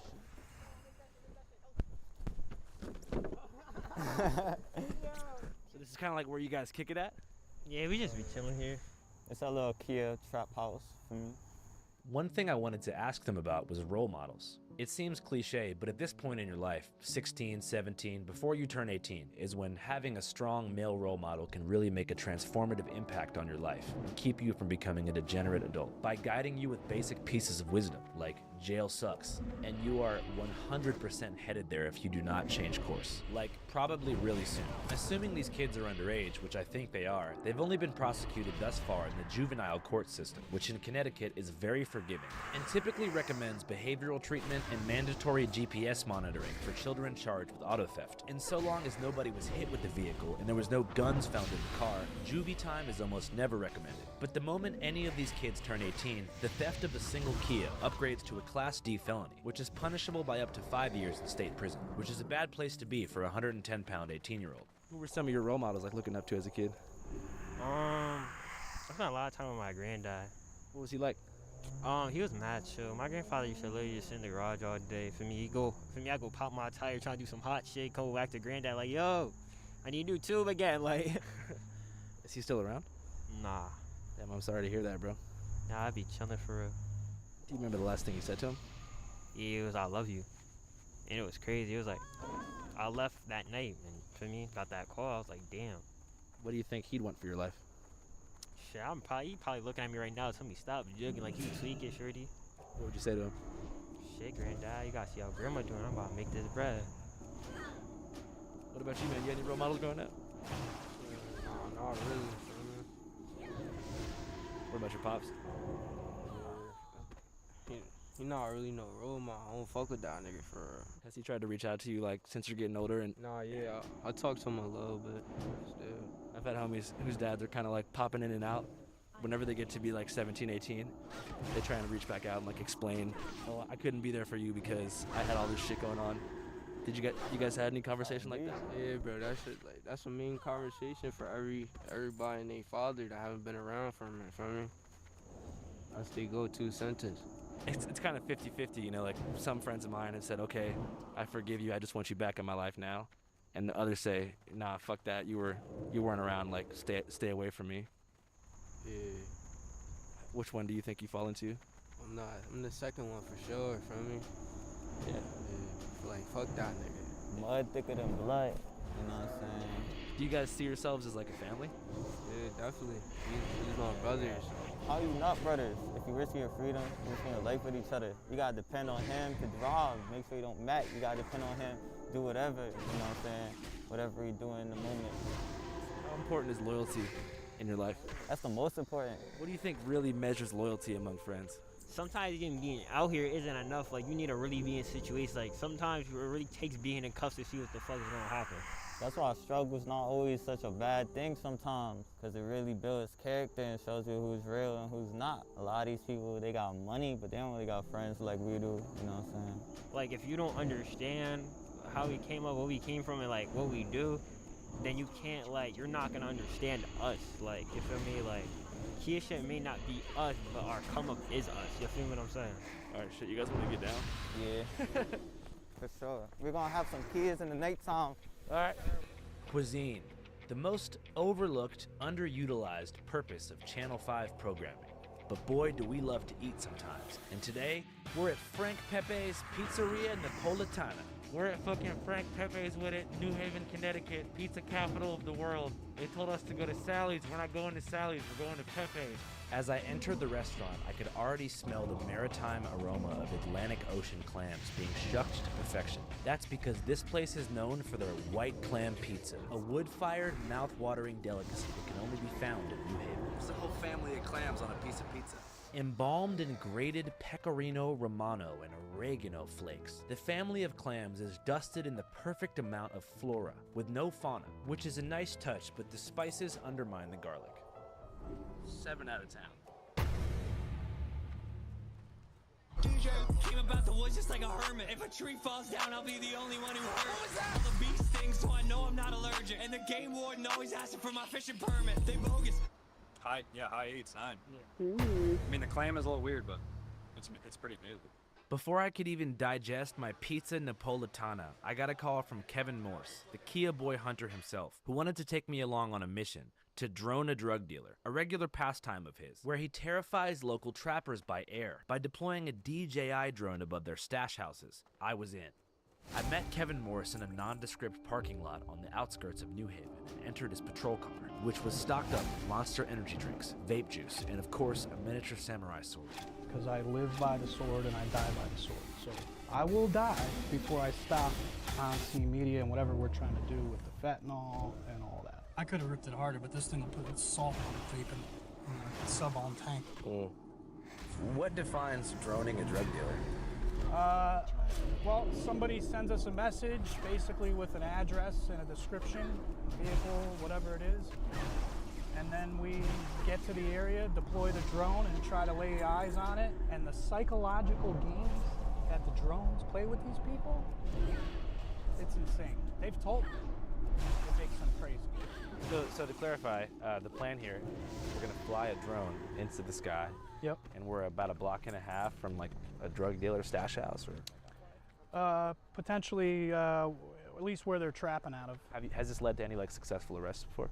I'm just gonna say yes. You know, depending on what they're doing, maybe we'll fly the drone right by them. This drone is very loud and intimidating when you hear it.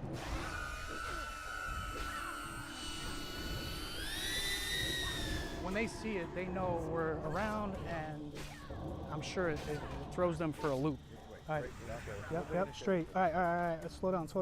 Can you go to the right, Ernest? All right, look, this is where I want to see if we can spot any dealers here. Let's see. Back up a little, because you are, all right, there's the highway. Yep, that's good. Now turn, look down at the street, because I'm looking, see if you can spot anybody. Oh, here's the store right here, okay. So this is another spot right here. So this is how good of a job we've done, because they're nowhere right now. Unfortunately, Kevin failed to locate any drug dealers, but it's okay. A for effort. Anyways, whenever night fell, I wanted to call Swervo to see what they were doing. Where are you guys at? We're in Milford. Oh, I'm in Milford right now too. Yeah, we're just trying to find a good location. A good location to get a V? Yeah. Swervo told me to meet him at the Milford McDonald's and pulled up shortly after in the blue Mazda from earlier and told me to get in. Assuming the car was probably stolen, I threw my shiesty on and got in the backseat. Pretty immediately, he began driving erratically, swerving between lanes and truly living up to his name as we headed toward the state highway. It's all good.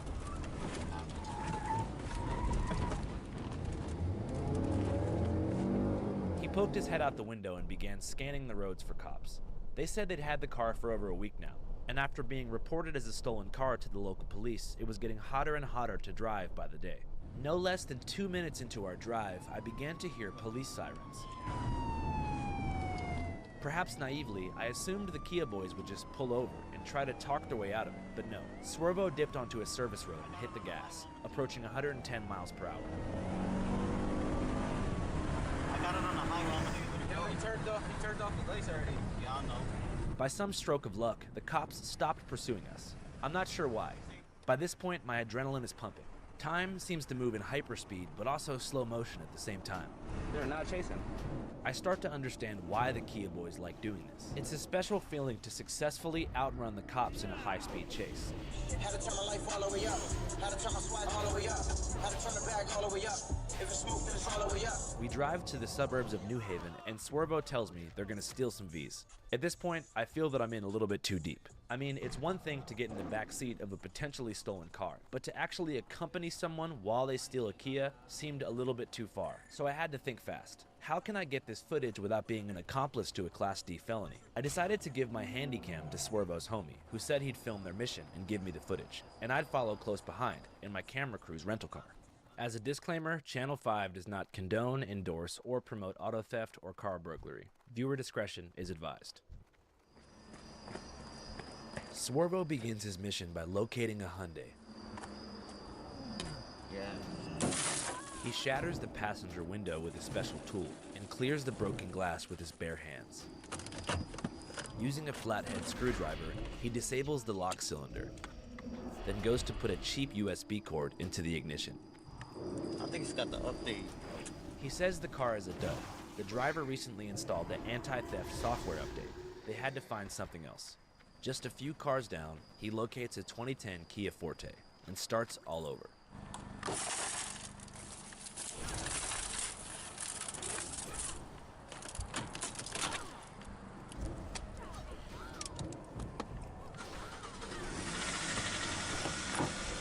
After successfully activating the engine with a USB cord, Swervo's on the move, and I'm following close behind, genuinely curious as to what his plan is. Swervo begins driving as fast as he possibly can, then comes to a stop and tells me it's time to turn up.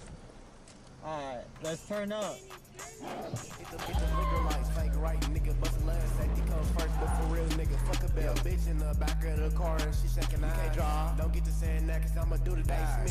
He kicks things into high gear, swerving erratically from left to right, like a madman, hitting breakneck speeds down residential streets, in a nauseating frenzy that lasted probably 45 minutes.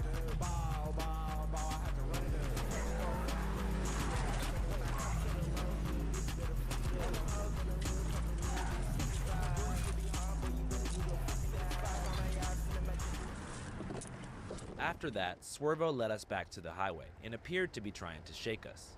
He later told me that we were making it too hot for them, somehow, and so got off at the nearest exit, headed to God knows where.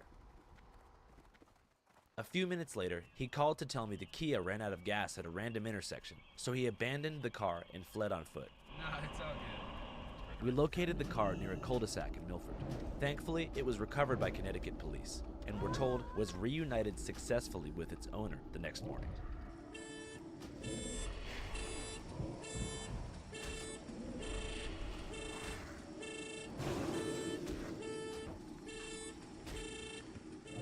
I went back to my hotel that night feeling a bit puzzled. I mean, Swervo essentially just risked his freedom for a 45-minute joyride, and even if he'd been able to get the car back to the hood to resell it, he only would have gotten $100. Kia, you only getting $100 in the hood for that shit. $50, that's it. Yeah, somebody want to slide in that shit. I mean, that is so stupid. But this leads me to a deeper question. What kind of environments facilitate this antisocial criminal behavior, where consequences seem obsolete? I mean, there's no noble Robin Hood alibi behind stealing a Kia or a Hyundai, like there might be if you were, I don't know, living in the slums and stealing Bugattis or Lamborghinis from billionaires or something. Kia is like Honda. It's a working class, fuel-efficient car. And so this type of crime is all around just shitty and sad. For the victims, it leads to a collapse in social trust, which is the glue of a community. I've been a wreck for 3 weeks. I don't eat, I don't sleep, I'm afraid to leave my house. My sense of safety is gone, my sense of security. And for the perpetrators, it reflects a deep personal alienation and a hopeless search for status, meaning, camaraderie, and social media fame in a world without guidance. Nigga, we're the biggest on IG. Hell yeah, CT up, you know what I'm saying? You know what we did, bro. Y'all know what's going on. You know what I'm saying? You gotta remember us. In a way, I kind of understand. All kids, from every walk of life, like to fuck around and get in trouble when they're teenagers. But for the Kia boys, this teenage chapter may unfortunately define the rest of their lives. Assuming they're 16 or 17, they only have about a year or a year and a half until they're going to be charged as adults for the same crimes. And so the likelihood and the window for a retro bill style intervention is very, very slim. Which is sad. I'd like to think that all human beings are not inherently bad, and even the worst among us are just healing unmet needs in some way. But I also know that some people are just shitty and view temporary personal gain as more important than the suffering of a total stranger. But that being said, in my personal interactions, the Kia boys didn't strike me as total sociopaths. In fact, they display a great deal of empathy for their own family members and also for each other. Mud thicker than blood, you know what I'm saying? He's my brothers. And so it's more likely that their personal alienation doesn't come as a result of a deep sadistic desire to cause pain to others, but rather environmental factors. The morning after our mission, I went to go visit the Kia boys in the housing projects in Bridgeport where they spend their time. A 36-building, government-built plaza of identical residential apartments called the Trumbull Gardens. Nobody there was above 25. There was no parents, no uncles, no moms, no grandmas, just youth. Every 45 minutes or so, the screeching tires of a fresh Kia can be heard driving into the gardens. Look at them little motherfuckers. Yo! Somewhere in this mix is Swervo and the other Kia boys, who have cars for sale for $100.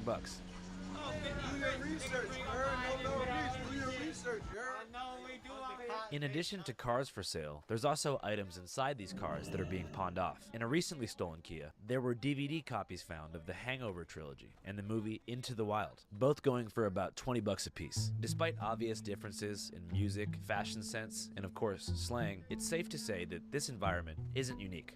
Every government housing project in America and the mentality it produces is virtually the same. Us against the world, get out by any means. But the roadblocks of financial illiteracy, the psychic influence of hyper-violent drill music, and the lasting legacies of mass incarceration and residential segregation have led to the genesis of a drastically misled generation who believe the only way out is petty crime or like rapping. The most popular rapper out of the Trumbull Gardens is a rapper named QB.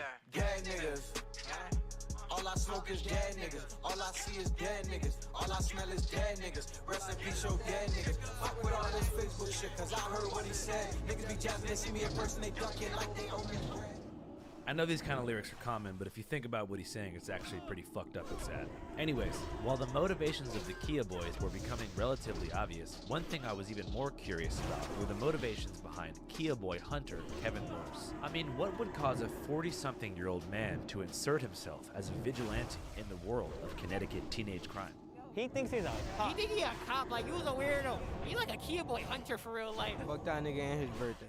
Can you tell us a little bit about your past? Yeah, so, I was born in Milford, and around 8, 9 years old, I have an older brother that was starting to experiment with substance, alcohol, weed, cigarettes. So at 8, 9 years old, I was smoking weed, smoking cigarettes, and when I was 11, I had gotten alcohol poisoning, 6th grade, which is, looking back, is kind of crazy thinking of that. When I was a teenager playing sports, I caught an injury and was prescribed some Vicodin, which I really loved at the time. And it just kind of spiraled into dealing drugs, doing and dealing drugs. That's pretty much all I did from, 10 years old to 24. I was stealing a lot from people that care about me, hurting the people closest to me. Some would say that I probably got some people hooked on pills back then, so we could do bad shit together. Eventually, after about a dozen charges, I had to go do some time. I was sentenced to serve 8 months in jail. I paroled out and pretty much hit the ground running. I mean, I've never looked back, only for growth. And I became a recovery coach. I participated in opening an 18 to 25-year-old intensive outpatient program where I worked at for a couple years. And then all these parents that we started a support group with kept pushing me to start my own business. It all began to make sense. Kevin is a 12-step recovery guy who got clean through the program and left a life of drugs and crime behind to pursue a life of service, which is the third pillar of the NA and AA recovery model. Kevin mentioned that he himself got people hooked on pills so they could do bad shit together, something he obviously feels a lot of remorse for. I was stealing a lot from people that care about me, hurting the people closest to me. The 9th step of the program is to make amends, which means recognizing harm done in the past and trying to repair it. But for those who dealt drugs and possibly ruined the lives of others, that's not always possible. Many of Kevin's customers, I'm assuming, are now dead. So the program has an alternative avenue called living amends, where you take contrary action and make amends by doing the complete opposite of the bad things that you used to do, in an effort to achieve karmic balance in the eyes of a higher power. In a sense, it seems that Kevin's passion for crime fighting is informed by his own guilty conscience, which thankfully is something he's honest and open about. That's part of the reason I do what I do, because I feel like I'm always going to be in debt to society for a lot of the crap and shit that I did, right? That I didn't get caught for or whatever. So doing the stuff that I can do with On Scene Media and Lyft, really helps me give back and, heal from the past, I guess you could say. Do you feel like your experience in jail was able to rehabilitate you? 100%. So in terms of your kind of long-term sobriety, what do you think is like the main factor that has made it so you've been able to maintain sobriety for so long? Exposure, putting myself out there. You know, I don't fix what's not broken, so I've always kind of worn my addiction and recovery on my sleeve. Do you think you would have been a Kia boy? Hell yeah. Absolutely. At 12, 13 years old, if this was the way things were, absolutely we would have been stealing Kias nowadays. Channel 5 Live Worldwide, Hollywood and Vine. Fuck the authority, Channel 5 News. Channel 55, we don't fuck with custers. And 5 is the best number. Fuck that nigga and his birthday.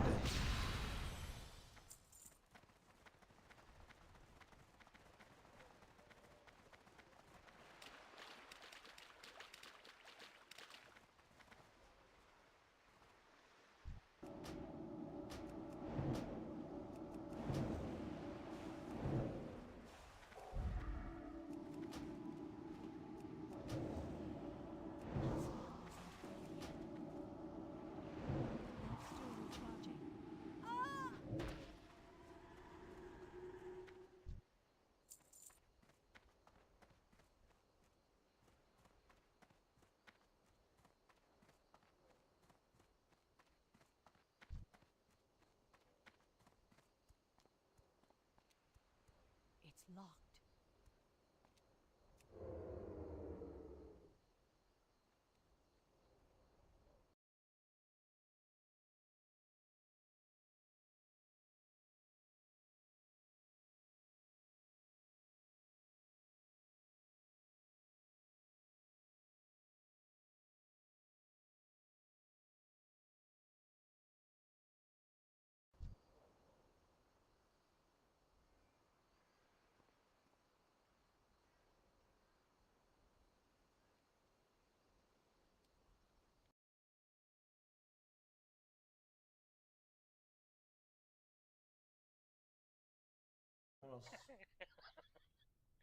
Tell them come get us. CT Kid Boys in the city and they still can't catch shit. If you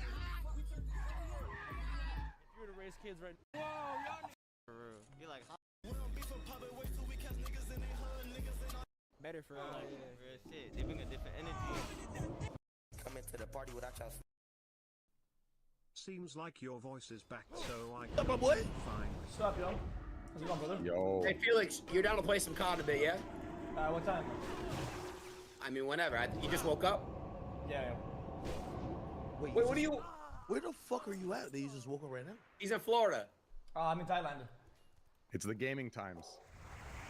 Act. You're not you act. That's how I know you're not a real gamer if you don't wake up late. Yeah, bro. Like, straight up. If you don't sleep all day and wake up at night, you're crazy.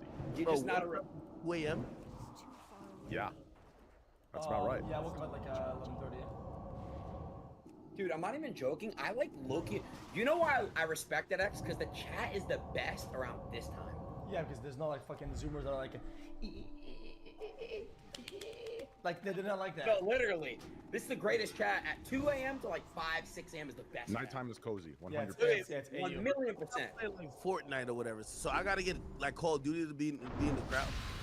Yeah, you gotta start playing COD to hang out with us. Wait, Ack, you don't play COD? Bro, I play Fortnite still, bro. That's like, crazy, bro. You're breaking a lot of stereotypes with that.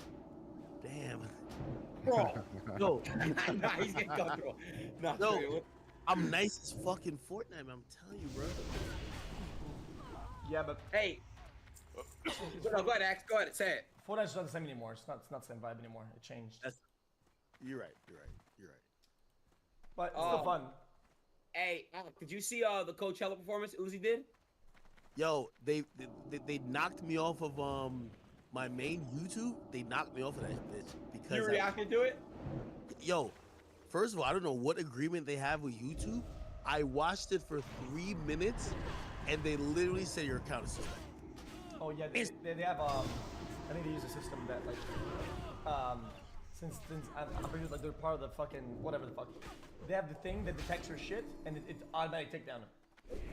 But here's the thing, like I know content ID type shit. It's just that this is why, like, you don't know what the person's gonna do.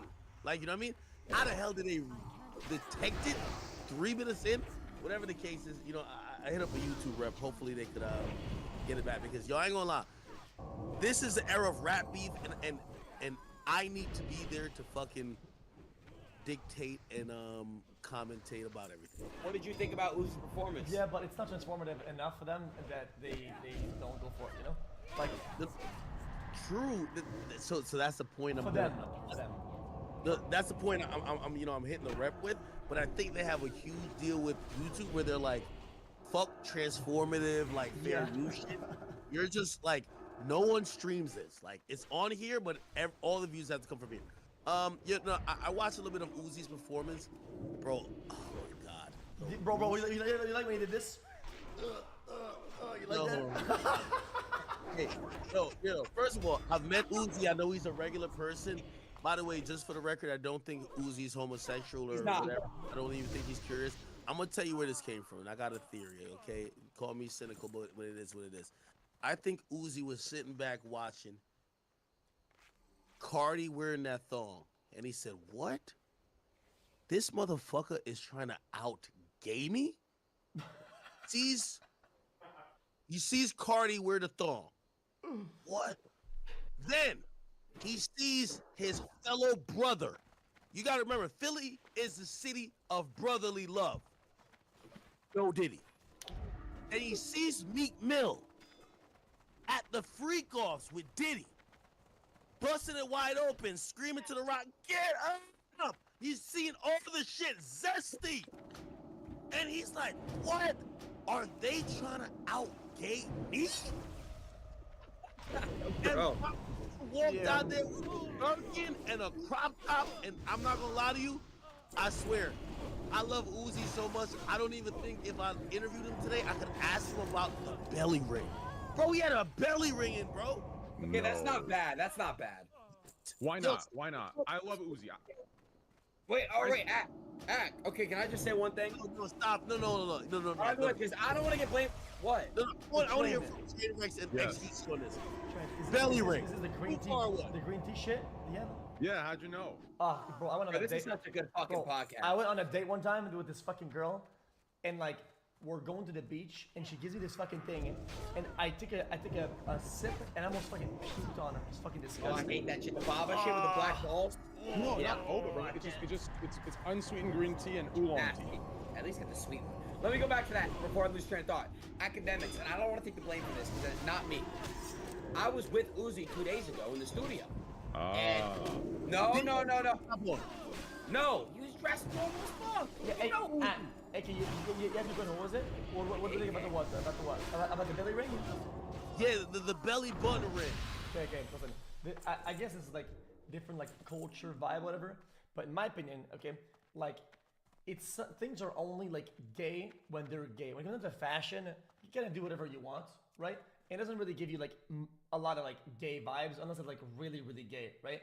So I think people like exploring some areas of fashion and looks. I think it's kind of cool, and they try to like, let's say like maybe break stereotypes or like explore some areas that are whatever. And sometimes you get really positives out of that because maybe it's not the belly button thing, but something else will sprout from that, and it's kind of cool, whatever, right?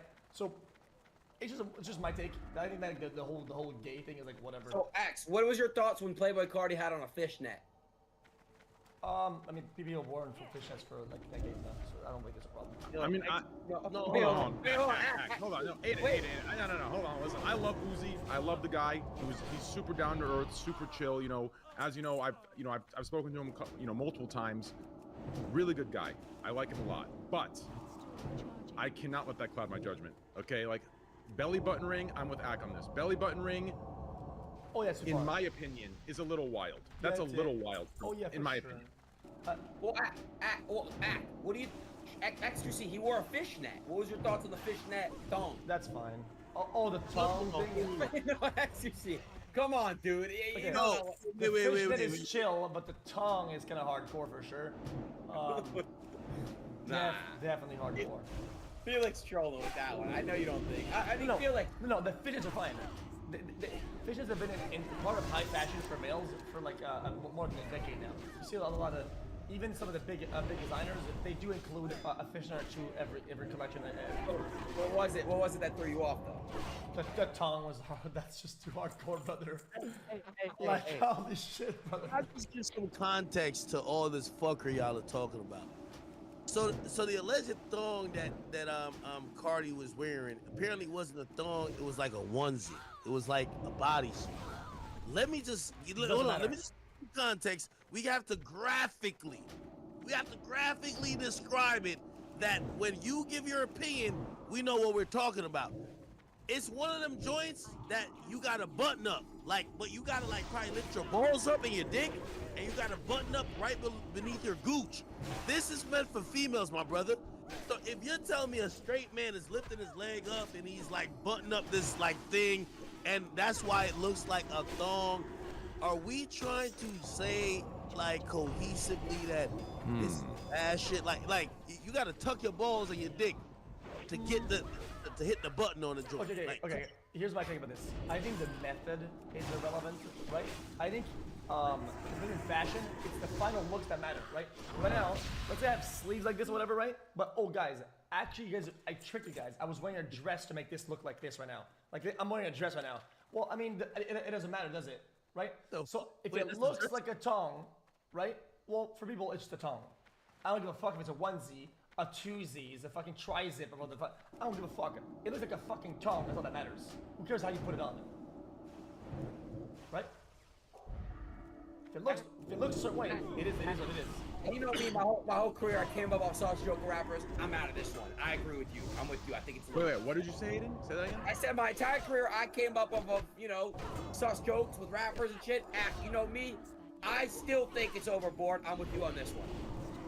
Wait, you're with who? Academics. It's too far. No, hey, listen. With me, first of all, in hip hop, I've been hearing this excuse really recently. They're like, yo, hey, we're artists, we're expressing ourselves. So what if we were a thong? It's expression. This is art. And I'm like, if you're an artist, but you're known and renowned for making music, why don't, whatever feeling that your thong would express, why don't you express it there? You want to wear a thong because you want to feel something beneath you. Okay, like you have a permanent wedgie, bro. I got you on this one. That one you're wrong about. Okay, Go ahead. Expression, with visuals is very important, right? The aesthetics of music, what the music looks like. Even when the music sounds like something, the music always has an aesthetic. It looks like something, right? And when you dress a certain way, right, it's part of the cohesive message you're sending. Through the music or as you walk around, it's who you are, right? And people are more than just their music. I think they're their looks too. I think that matters as well, right? Agree or not? No, I get you, but we talking about a thong.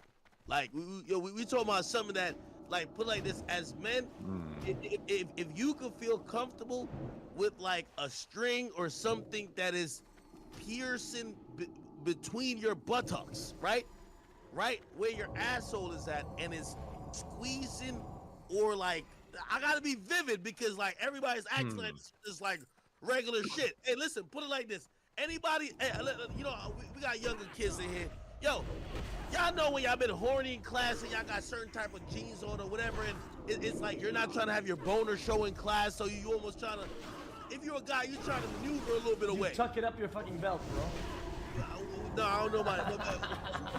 No, he's right. You tuck it on the waistline, on the waistband. Yeah, okay. You tuck it like this. We know the equipment we got. As men, we know the equipment we got, so we have to kind of move around accordingly. If you got on a onesie, yo, I love girls in bodysuits. Oh my God, so great. You know what I mean? Yeah. It's so beautiful even when they take it off. But here's the thing. They gotta go, and when they're unbuttoning that junk, that's why we think what Playboy Cardi has on is if he was a woman, I be wondering if some of these rappers are trans. You don't have a balls? Yeah, but what if they like the feeling of the balls getting handled by the fabric?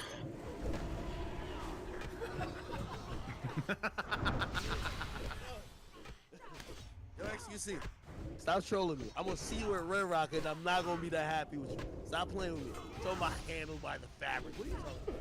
Okay. What the fuck are you talking about? Okay.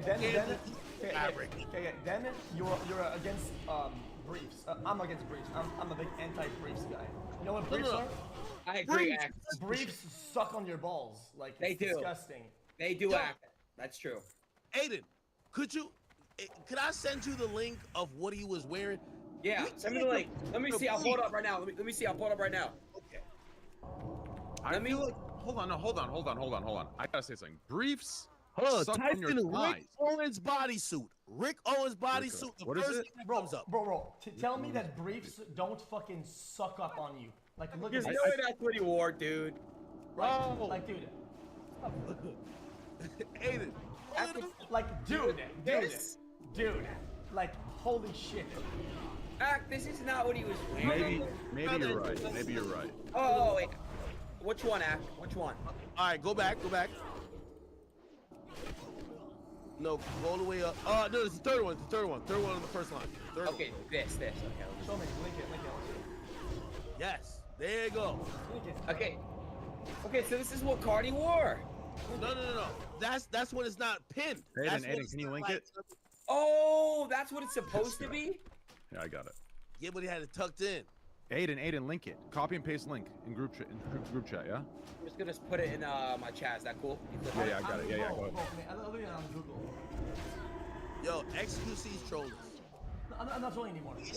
He said it's good when your balls is being handled by the fabric. No. I said maybe it's what they like. Oh, so we tucked it. X, I linked it. Regardless, guys, speaking of, bro, wait, hold on. That still sucks on your junk, though. Like, that snatches your package, does it not? Guys, I'm not defending Uzi, but I am. I was just with him 2 days ago. Listen what I'm about to say, please. I was in the studio with Uzi. He wanted me to go to Coachella with him. I said, I'll go to Coachella with you, perform, buy it. Problem was, I've been in 6 different states in 2 weeks. I was mentally drained. I fuck with Uzi. He's a real dude. We have real good combos. I'm sure he listened. Yes. No, I agree with that. And train you too. Okay. Yeah, I agree with that. I love Uzi. Uzi he was watching performances. I don't want to say who. I don't want to leak which artists. He was watching other artists' performances. Legends. I'm talking about legend performances. I'm talking about like past our time, right? And I want to say, it's like. That's what I feel like Uzi gets the inspiration from. Uzi's a rock star. I hate that race thing. Hey, I'm a rock star, so I have to. I need to paint my nails. I need to rock thongs. Oh, hold on. I need to have a G-string on. I need to have a bra on. Why are rock stars wearing crop tops? Wait, hold on. Why does being a rock star mean you have a belly? Okay, question, okay. Conversation about this. Okay. What if it was all true and they were all like a little gay and they were all doing this gay shit because they're all a little gay? Then what? I'm asking you. Then what? What's the next move? No. I mean, if he's gay, it's fine. I don't care. I don't care if he's gay. What I'm saying is that I've met the real person. I've met the guy who's Samir Woods. This is not what I've seen. Here's what I'm trying to say. You have to pull up the picture of Uzi tonight. He has a Birkin that's hanging on his hand like this. He has his belly button sticking out with a fucking belly button ring. He's walking zesty as a motherfucker. Yeah, like, brother, like, come on. I really think everybody. Yo, you see how he's expanding your fan base, brother. If you think about it, he's getting more gays into this whole realm, more fans, more money for everybody else. No, but Axe, you should be thanking the man. You should be thanking the man. No, but Axe, I think what Axe is saying is because I've talked to Uzi too. You know what I mean? Like outside of performance where he's not. It's like he's a real. Like I fuck with Uzi. Like he took me to he took me to Philly. Like he took me like in the streets of Philadelphia for Thanksgiving, and like I really saw where he was from. So I feel I get exactly what you're saying. Bro, I'm gonna be honest with you. When I'm watching some of this, I'm just like, I'm like taken aback. Okay, but why? I want to know the nature of your behavior. I want to know the nature of how are you thinking back and why. Can we explore that? Right. I want to know. Okay, so let me use you. Yeah. XQC, I've met you in real life. Yeah. Okay. If I met you in real life, and say I've watched you on stream too, and I saw you on stream to be you're doing flamboyant things, blah blah blah blah. I meet you in real life, and you're a very regular human being. who actually doesn't do that at all. Yep. I would probably say to you, why do you do that? Because now I'm thinking you're doing that because of entertainment. Do you understand what I'm saying? Yeah. Because now, if I met you and the same person you're purporting to be, either online, and I'm not saying you have to be exactly who you are in your media or whatever, but it's like, my brother, this is extreme. Yeah. I met a very regular person. I didn't meet a guy in a crop top holding a Birkin bag, looking like he was Saucy Santana. Okay, fair enough. Okay, good. So that's a good point. Okay, then I want you to think about moments where you were taken aback, but it wasn't in a gay way. It was another way, right? But you were as taken aback by that, but you didn't bring it up as a concern. And what that is probably, let's say Playboy Cardi, one of these times where like you met him probably, or you saw him, and he's very normal and chill, and then he goes on stream wearing a mask, and he's all mysterious and shit like that. We were all taken aback by that. I mean, I know Aiden was, right? But that wasn't in a gay way, right? But you were as taken aback, and that wasn't really a problem then. Why is it a problem now? Now that it's more taken aback in a gay way. Like, why is the gay one out of... Why is it off limits in that way? It was still a problem though back then for me too. Like my personal experience with Cardi, that's why. But you answer that. Hey, XQC, I'm glad you're doing this. You're trying to get to a little therapist zone. I see you with a little fake notepad. I love it. Bro. My guy. My boy. It's all good. I'm going to answer this question and then you jotting down notes. Check this out. I'll tell you why I'm a little bit taken aback, right? Go ahead. So, you're right. You're saying if he has a mask on, you're not... What I understand that artists do is that they want to create mystique. Yeah. They want to create an air of, hey, I am not the normal guy. This is why I'm great. This is why you all follow me. I don't take a shit and it stinks. I don't put my pants on one foot at a time. I'm this guy. Like most people actually, you know why there was 500,000 people watching Aiden stream? Because they don't know what Cardi does. They actually believe like this is a guy who probably lives in a bat cave. They don't think he's a regular human being, right? So that intrigue among that he's created with mystique has worked. It's an aesthetic. Who created the mystique aesthetic? In my opinion, it was Ye. It was Ye, right? No. There's many other. No. But that shit goes back like almost more than 100 years old. Like it's like in the This is something that the humans do in a creative way. Now I see. This is what I'll say is that okay. One thing is create mystique. The other thing is now trying to create mystique by misleading and also trying to follow an agenda. By trying to act like you're weird, I don't penalize that as much because that's not an agenda. That's just trying to act like you're not the normal human being. By trying to act like you're homosexual when you're clearly not. Again, if these individuals were homosexual, it wouldn't be a problem. Okay. These guys are not gay. Okay. No, continue. Go ahead. Continue. Cardi, I've heard bisexual stuff, but Uzi's not gay. Uzi's not gay. He has a public girlfriend that he loves. So when I see him teetering on the line of, hey, I am the zesty guy who might be gay, I'm like, you could create mystique without playing into that, and that actually, it makes me wonder that you don't know the power of you doing it because there's many different agendas. Like right now, we're in the time, and I know I'm still live on Twitch, but like, the trans agenda is existing, where it's like, no, there's an agenda, where there basically is, hey, we should have all people thinking and making these decisions about their gender, and it's a bigger situation than it really is. No disrespect to them and not trivializing their issue, but when you see Uzi play into it, it's like, you know, you're serving another agenda with your attempt to create mystique. Because again, my base argument is that no matter what, these guys are trying to create mystique. Go ahead. Okay, so something I want to explore, right, is a lot of people sometimes, people will present a certain idea or whatever, right, and then they'll have a reaction, right, but whenever it's either gay or trans, now it's too far, now it's out of control, right, and they create mystique now for more than, I think, what was it, like 5+ years. The aesthetic has been that they've been pushing is satanic, right?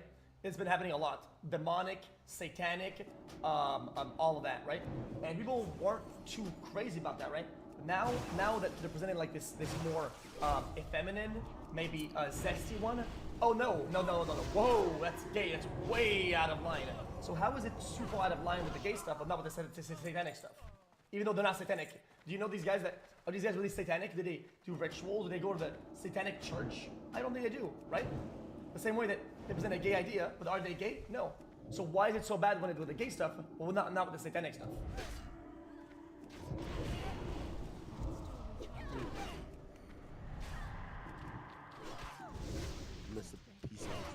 No, you're good. Okay, so what I was saying is that the mystique they're trying to create is like portraying something that they're not, right? So like you say, you met him, he's not gay, he has a girlfriend, but he portrays a gay idea or portrays a gay profile, right? And that you think is a problem. And I'm not going to say whether it's a problem or not, but then that's too far. People have been saying that's too zesty or that's an agenda, right? But what happens with the aesthetic of like say satanism or whatever, or being satanic or demonic? They've been doing for like 5+ years now, right? That wasn't too big of a problem, was it? Right? No. Thank you for restating that, because I agree with that too. Okay. I do believe when, for example, when I sat with Uzi in the studio, one of the first things I asked him, because there's a very viral clip of him saying, hey, he's telling his audience, hey, listen, I'm glad y'all all listen to me, we're all going to hell. And he's purported very Lil Uzi Vert, he's played upon that by saying Lucifer. And he's played upon those devilish thoughts as well, and I do think that's a problem too. This isn't stemming from a place of homophobia. No, exactly. So I'm trying to profile. I'm trying to. I'm not accusing of you saying that, but I guess what I'm trying to say is that I'm against that too. Okay, can I say one thing, please? Go ahead. Okay. Go ahead, Mr. Rowe. XQC has, and I have. I'm gonna show the picture of me too. Look at my stream real quick, academics. I'm gonna pull up mine too, X. You don't think like I'm just trying to sell you out, X. I'm not gonna do that. I did this when I was in 8th grade. I had to do it too. X, obviously, they sent me a picture of you dressed up like this. So if you go to my stream, academics, you saw it? Yeah. Ooh, that's hot as fuck. You saw that? Did you see it? Bro, pull out Felicia. Pull up again. Oh, can I get it again, please? Give me a second here. 1 second, Ak. I'm gonna show mine too. I need the community to find mine. Keep your too. hands above your head, Ak, when he shows this picture. Oh, here, Ak. Look at my stream. Look at my stream. You might have to do the fucking tuck, the pants tuck. What the fuck? Who's that? That's XQC. What the fuck? Hey, all right. So I've done it too. I've dressed as a girl for my school play. I was Juliet, Romeo and Juliet. Me and XQC, we're not gay. Wait, Juliet was the only role you could get? I volunteered. I mean, for extra credit. Why are you, bro? Point is this: I'm not gay, and XQC's not gay. We also. Yeah. I'm gonna keep it a view with you as the only black man in this call. I'm gonna say this because I just sat with Adam 22 yesterday, and I said, man, y'all got some great white privilege because y'all could bend the boundaries of being heterosexual, and like we're having a conversation about the thoughts of having somebody else having sex with like your significant other, and obviously Adam has done that. Well, we would never do that. That's out of control. That's out of control. That's not a white person thing, bro. That's some cucking shit. Like, chill. Yeah, we don't do that. Sneeko's black, and Sneeko did it. No. Sneeko's not really black. We gotta really. He is. Yo, his 23andMe hasn't came back yet. Yo, don't put him on us. Bro said Sneeko does not represent us. Sneeko is black. Sneeko is not an ambassador of the black, he said. Okay. Bro, the theory that cuckism is a natural white man sport. No. Don't say that. You can't say that. That's not. Come on. Yo. By the way, I'm trying to get the feds to send me a sample, no Diddy, of Diddy. Of Diddy? You know why? Because Diddy allegedly was into that, jerking off in a corner while his girl was getting fucked. That's not a black man thing. That's a cuck thing. It's a very cuck thing. Okay, let me explain. Ak, that's just like saying some dumb, ignorant shit like, oh, all black people steal. Like, oh, Ak, you're the only black person here, you steal. Come on, it's the same shit. You can't say that. Clip that. It's a stereotype. There's gonna be a sample. Aiden just says black people steal. Yo. No, come on. But here's my point. Academics. Cuckism is not just a race thing. You can't say that. Now, academics, I will tell you stories. Locker rooms, right? Even black teams, black high schools, and white high schools, there's still locker room shit that goes on in the locker rooms. Tell me more. So academics, you never went to school with people who are black that never did nothing weird in the locker room? Of course. It happens to black, white, all races. It's not a race thing. I'll be honest. I came over here in middle school, so I was really adjusting to culture. I was like, I was born in Jamaica, a society that previously was known for a lot of homophobia. So like, I was very, if I even saw hints of that, I was up and protesting. Like, you know what I mean? Never mind. Yeah. It took for me to get knowledge to be able to be like, hey, you know what? You know, I'm not on some when in Rome, do what the Romans do, but you need to be tolerant. And then, you know, I learned a lot about myself and I grew as a man. But so you're saying you used to play gay games in the locker room? That's what you're telling me. I mean, dude, it's not gay games, but like, you know, there would be someone around high school, you know, with his dick out, whipping it around and smacking us like, hold on, stop. Whoa, okay.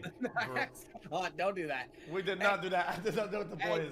X, you dressed up as a fucking girl. Yo, X2C, stop.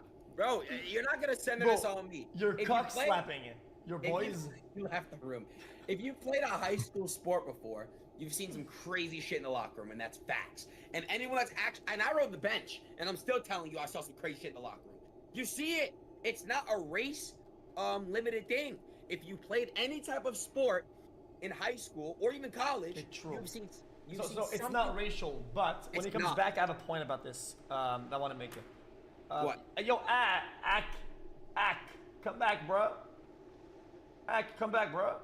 Yo, we stopped the cock slapping thing, bro. I swear. Also, Will Smith is a fucking cuck, Ack. Yeah, Will Smith's husband. Black. He lost. He's black. Like academics, I'm not hearing this race shit, bro. I don't even know why race is a thing when it comes to things. That's so stupid. Like, where the fuck did he go? And now train. What the fuck is going on? Yo, okay, come back, bro. So one thing I want to bring up is that I think that the black community definitely self-regulates and way more. No. So you know, like I feel like from what I see, at least I see on the internet, whatever, right? There's a lot more like, oh, dude, like stop acting white or stop doing this to each other, right? Much more than people do that with white people. White people don't go on and say, oh, dude, like stop acting black or whatever. But people, it's not as common, right? So when it comes down to like homophobia and gay stuff, I feel like they like self-regulate whenever they think it's appropriate or not. The gay stuff way more, and they're way more like aggressive with how they do that compared to, in my opinion, white people. It's just what it is. It's just from what I see, and maybe I'm wrong about that. I'll ask AK. Yeah, ask AK. Ask AK. Go ahead. No, it seems to be. It does seem to be AK. Wait, real quick. It does seem to be like for example, right? Actually, you know what? AK, you answer first, and I'll give you my take. Okay. Did you hear what I said, or did you not hear? Okay. Maybe I'm wrong. Something I've noticed is it seems like the black culture or black communities, they self-regulate a lot more, and they hold each other like accountable and call each other out a lot more than white people do, right? When it comes down to behaviors and also homophobic, gay behaviors, right? So it seems like they're more aggressive with each other, right? When you're like, oh, dude, you're acting gay or being zesty or whatever, then the white people do it, like a lot more. And I'll try to offer an explanation to that. I believe what's ingrained in the culture and also, for African Americans is that we've been almost indoctrinated to believe that one of the ways that we were attacked was that the black male was such a dominant figure just in society. The way to really attack that that group of people is to get the black males more docile, is to emasculate them, and yeah, so we're very sensitive towards, hey, you know, losing like that image, eroding that standard.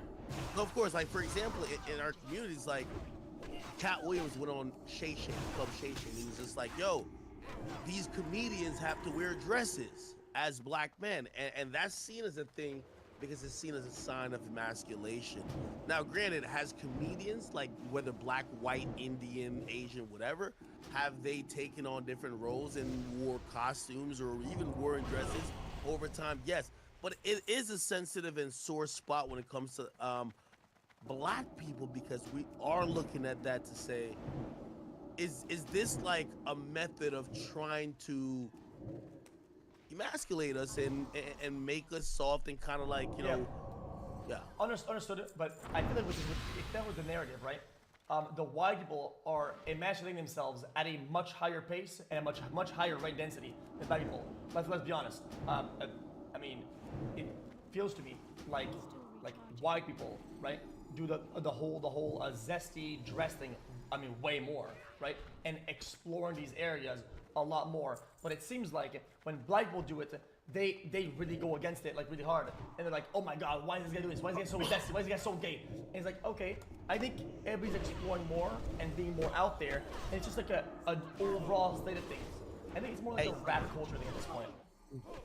I'll try to explain a little bit more of that, because it's not only black people. It's when you're a minority, you see the majority gets to not move on groupthink and gets to not be, you know, almost like profiled in a sense. For example, you know, the majority of you know, any racial, you know, makeup in the United States is white people, right? Yep. If one white guy says, okay, I like my girl being fucked, and he's a cuck, we're not gonna say all white people. I know I've joked about, but we're gonna say all white people are cucks. Now, if one black guy does something profound or distinct that is kind of against what people now think that's indicative of all black people. You know what I mean? It's like, It becomes a stereotype faster. Yeah. No, that's correct. Like, a good example of that is like Middle Easterners, right? Like back when the Oklahoma or what bombing was it, where the white guy drove his truck into the building and he blew that shit up? No one said all white people are terrorists. But once a Middle Easterner does some shit, all Middle Easterners are terrorists. So like that's a good example to that. Yeah, and by the way, it's not only for African Americans and black people. Like, it goes on to like say like Mexicans. Like, you know, you'll have an identity about all Mexicans that probably was created by a few. It's not everyone, and you almost start thinking about that entire lineage of people as this one thing that was created by some, not all, and they don't get to move like, you know, independent thinkers. It's like a monolith, right? While with white people, it'd be like, oh, okay, well, all right, well, you're into guns, but this guy isn't.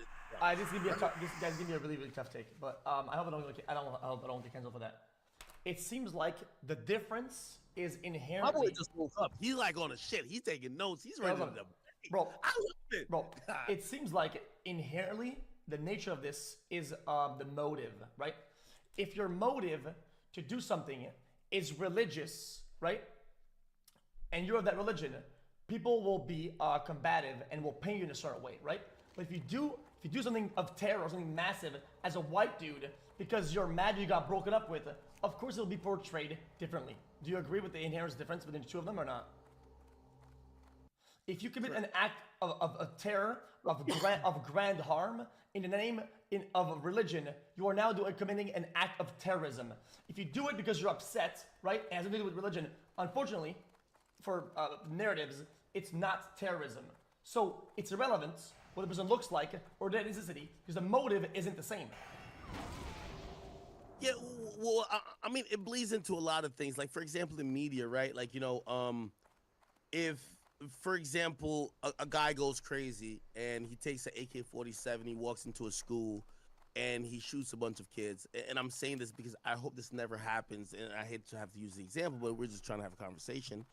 And let's say, you know, within our community, we're always like, I hope this guy isn't black, right? Because he's gonna further a narrative that everyone's gonna suffer from. If it's a white guy, no one's gonna say all white guys are school shooters, right? Hello. If it's a guy who's of, he's Arab or whatever, they're gonna be like, yo, that motherfucker's a terrorist. Okay, let's figure out who sent it. I You know what don't mean? even agree with that actually. Really, you Not don't? true. It's No, usually that's not about true. I have to be not honest with you. Even though the public is brain dead, people catch on to a lot more onto motives and narratives a lot more than just imagery. I'm not kidding. If somebody does something in the name of something or religion, brother, it's very impactful. People catch on to that, right? But just somebody looking a certain way, I haven't seen that be a big thing. Maybe that's just my analysis is just bad. It's usually the motive. You know what I'm talking about? Like a motive. If you go and shoot people and say, dude, that's because of this religion. Well, of course, people are gonna say like, oh, dude, all people of that religion are this way, because people are gonna be upset, and of course. But if somebody does and shoots people for like, oh, because I got bullied. It's a complete different ballgame. It's a completely different ballgame. Yeah. XQC. To put it and crystallize it when it comes to like this is like, for example, and I'm being honest because I'm a black man. But when I get on a plane, and anybody who's ever watched Soul Plane, when you get on a plane, and y'all are white, so y'all can't say it because y'all be called extra racist. But with me, if I see a motherfucker with a turban, I'm looking at him with a couple extras. I'm like, you good? Oh, we straight. Oh, we good. Now, granted, that's because y'all are, hold on. You see, y'all are laughing. And I'm not saying it on a hateful level. crazy. No, I know you're not. I know. Bro, No, it's not crazy. It's not crazy. I don't No, mean crazy. Okay. I added. It's because we've been indoctrinated to think that certain things, just like for example, if you heard certain crimes, you would be like, oh, a bunch of dudes like just killed each other on some like gang banging, blah blah blah blah. You're gonna be like, oh, they're probably like some black dudes. Like, yo, let me tell you this. One thing, even though I don't support racism in any manner or prejudice at all, but I would never sit here and be stupid and act like us as humans, because we're living all like the same life or like these parallel lives. We do take information that we have and we make assumptions quickly. Right. So that's a stereotype. That's a stereotype. Some of them are shaped by stereotypes, by certain things that we see in a society. Doesn't make you a bad person. Now, of course, if you're acting on them where you're like, hey, every black person, every person who has this on, I'm gonna act a certain way. Yeah. So it's everything. Hold on. Yeah, good. Is it something that you do mentally, or do you materialize these thoughts into action? Do you say, hey, yo, dude, let me check you for a bomb? You don't do that, right? Like, you do that in your head. Right? It's all about how you're. It's almost implicit. Like for example, I don't believe that the majority of police officers are bad. But do I believe if they pull over somebody and they walk up to the car, they see a dude with gold teeth, dreads, and they smell a little bit weed, that when they go back to their car, they're thinking, this motherfucker probably got the shit on him and he got a gun. Bro, we have to be very honest. Like in life, yes. Like we move off patterns, we move off behaviors. That stereotypes. Are those things prejudicial? Yes. Yeah. Just try not to materialize that into a way. Okay, listen. What I'm telling you is that the way I think you should navigate the world is by materializing those things in a way that doesn't impact them, or they see that and they feel discriminated, right?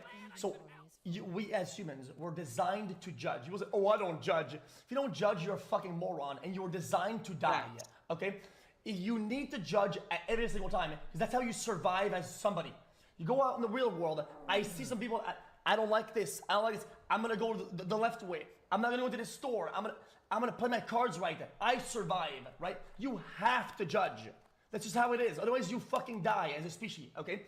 So that as long as you don't materialize that in the way that the other person sees it and you feel discriminated, you're all good. It's whenever you materialize that in the way that you vocalize that to the other person and they feel little or less for who they are, that's not fair for them. And that's how you should. That's where you should draw the line. I think you're both saying the same thing relatively, right? You're both just saying like these judgments exist, but you obviously never take action on the judgment, right? And that's what X means when he says materialize them. Obviously, ideally, we're trying to move away from that original judgment. Hopefully we reach a time in the world where we can move away completely from those original judgments and the stereotypes. But I think you're both saying the same thing. Yeah, and I think exactly. it's right. What I want to add in, let me add in this real quick. Go. Academics, it's like this, bro. Your judgment for sure. Us human beings, we all judge. If I'm walking in Little Haiti, which is, you know, not a nice area in Florida, and I have 5 black guys with, you know, Florida dreadlocks, and they're walking towards me, Nick, yeah. You know what they say, this is what my chat said, you know, if your head is nappy, you mean your credit's crappy. That's what somebody in my chat said. No, that's racist. Bro, says you, bro, says you. No, how are you gonna say that? You just said something around a turban. What is this? Look, let me just round it up. Listen, if there's 4 dudes walking for real, you know, they happen to be African American, and I'm walking Little Haiti, my judgment might be to be afraid. But if there's 4 white dudes walking in Little Haiti, you know, my judgment would be chill. But which one is the one that's doing the crime? Choose which group. What is your thought, academics? The black group or the white group? Who's doing the crime? The ones who does the crime. What? Oh, yeah. Good answer, XQC. Thank you. Good answer. I don't know who's doing the crime, but I'm gonna go off what I've heard, either from the news, I've heard from other people, what I've seen. I'm going on personal experience. You get what I'm saying? Like, listen, we're going through life and we're learning. I always say this: experience is the best teacher in life, and it only teaches you the lesson after you've taken a test. So, like, you going through this life, you're gonna know in certain situations, and a lot of things are gonna kick in. You're gonna be like, well, in this neighborhood, I've seen on the news that these niggas do crime. I'm sorry. Like, hey, if you clutch your purse or you whatever, like, I'm not gonna be the person who'll be like, nah, yo, you're the racist guy because you're walking through O Block, and then you're like clutching onto. No, them niggas is doing all type of crimes. That's what I heard.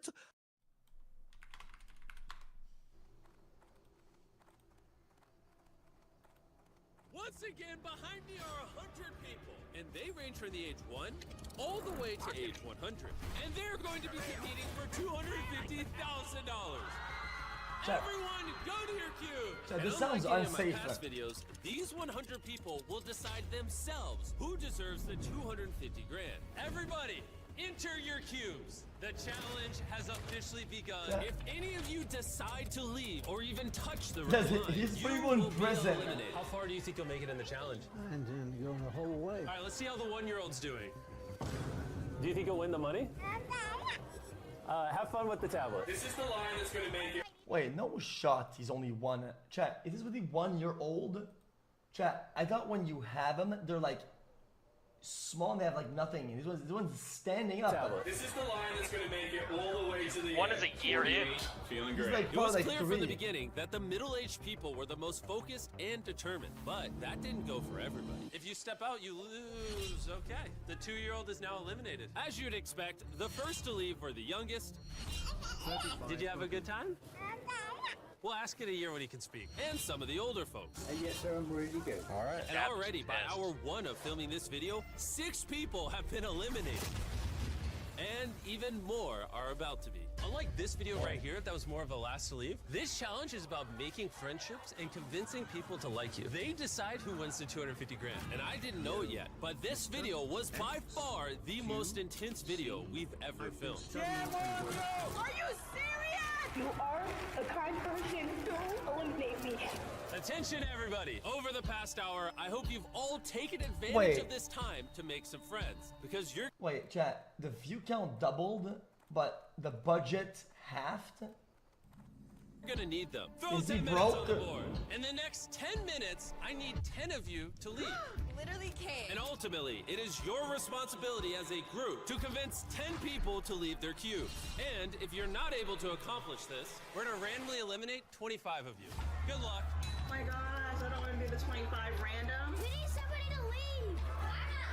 If you're past past retirement age, you gotta go. If you are not above the age of 12, you gotta go. Already a minute's gone by and no one's left. 7 people leave with me. I'll go out. I cannot be kicked out this soon. Please, guys. Kids, you can come out. You gonna take one for the team? I can't do it. I came here for the long haul. Yo, do it for the greater good. 53, go. Are you gonna get out? I'll buy you Robux. I promise. What? It worked! And even though 89 decided to take one for the team, we still need 8 more people. Brother? No takers? Not to be rude, but like all the older people should leave. They got like retirement money. I'm in college. You struggling. 5, 4, 3, 2, 1. You all were unfortunately not able to come to an agreement, which means a random group of That's not how 25 that works, contestants will now be eliminated. And to ensure it's random, we're using this machine to pick the contestants we're going to eliminate one by one. Chandler, grab a ping pong ball. Our first elimination is... Wait, random? Number 18. That sucks. Please help us. The next elimination is 85. Remember, you guys chose this. 82. Number 80. I'm sorry, boss. 99. Don't worry, Aw, we only what have the heck? 19 more balls to go. What the heck? That was heartbreaking. 22. 19. Oh, this is Just kidding. Womp womp. Get the fuck out of the studio, bro. I'm sorry, son.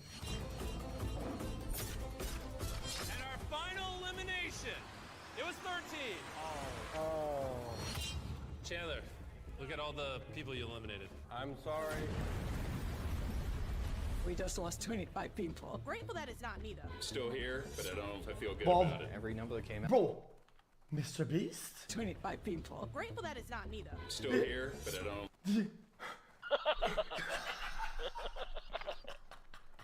If I feel good about it. Every number that came out. Is that going to be me? Is that going to be me? Am I going home today? 67 of you remain. Congratulations. And as always, once someone is eliminated, we obviously destroy their cube. Wait, this is question mark. Wait, do you guys not see it? Hold on. Going home today. Still here, but I don't. Guys, Still here. chat. But I don't feel good about it. Every number that came out. Is that going to be me? Is that going to be me? Am I going home today? We obviously destroyed their cube. And after the onslaught from the last challenge, I thought I'd give them some time to recover. And so I let them hang out in their cubes for a bit, which ended up being a challenge. In of their itself. cubes. Hey, if you don't want to spend the night, all you got to do is just step out of this cube. That's what I'm gonna do. Because by the time day 2 started, so many people had been eliminated, we were already down to 55 contestants remaining. We're gonna start the new day by seeing if you can all unanimously agree on who should win this $250,000. If all of you can agree on the same person, they instantly win the $250,000. Wait, they all But agree? if only Wait. one of you vote for someone different, Wait. we're gonna do a challenge. I would and disagree, eliminate a like, bunch of out you. of Who do spite. you think should win the 250 grand? 14. Who do you think should win the 250 grand? 11. All right, well, GG. it's already ruined. You all could not unanimously agree on who should win that money, so we have to do a challenge. Each row now has to decide on a captain, and that captain will then represent all the contestants in their row for the next challenge. Please make sure you trust whoever you pick. It will all make sense, but it's going to be very ruthless. For the next 15 minutes, each row tried to decide who their captain was going to be. Do you want to be the captain? If you don't want to, As long as you choose to not sacrifice us. I will not get y'all out. What age do you want to represent your row? 30. 30. 30. We got it! Hey, do one of y'all volunteer? I'll volunteer. 64. I'm okay with 64. Who in your row do you want to be captain? Me. I came in a fight for this thing and I'm gonna win it. All right, Wait, your this is a captains hunter. have been chosen. This is where things get interesting and a little cutthroat. We're gonna offer money, and if any of you captains take the money we offer, you and your entire row are completely eliminated. My first offer is $1,000. Hey, Tap 42. I ain't going nowhere. I'm not eliminating my row for $1,000. I'm not moving. 14, please don't. Y'all are safe. I'm not doing it. Offer Wait, number why not? 2. What a loser. $5,000. Don't do it. If one of you step out, it is what it is. eliminate your entire row, I will give you this $5,000. No, 42! Don't eliminate us, 42! I would have taken it already. I'd wait for one more. There has to be one more, right? My wife agrees with whatever decision I make. Our next offer is $10,000. Don't do it. 10 grand isn't worth hurting these I would take it. I like them a lot more than 10 grand. 20 grand. We're going until Bro, yeah, at this point you take it 100%. I'd be sick by your 20 after 10. We're now at Okay, 50. okay, hold on. Bro, Oh, I'd be so wait, hold on. One of you step This out. doesn't make sense. Brother, this guy was saying like, oh, I got the student loans or whatever, like, bro, 20K? That ain't enough. We're now at $50,000.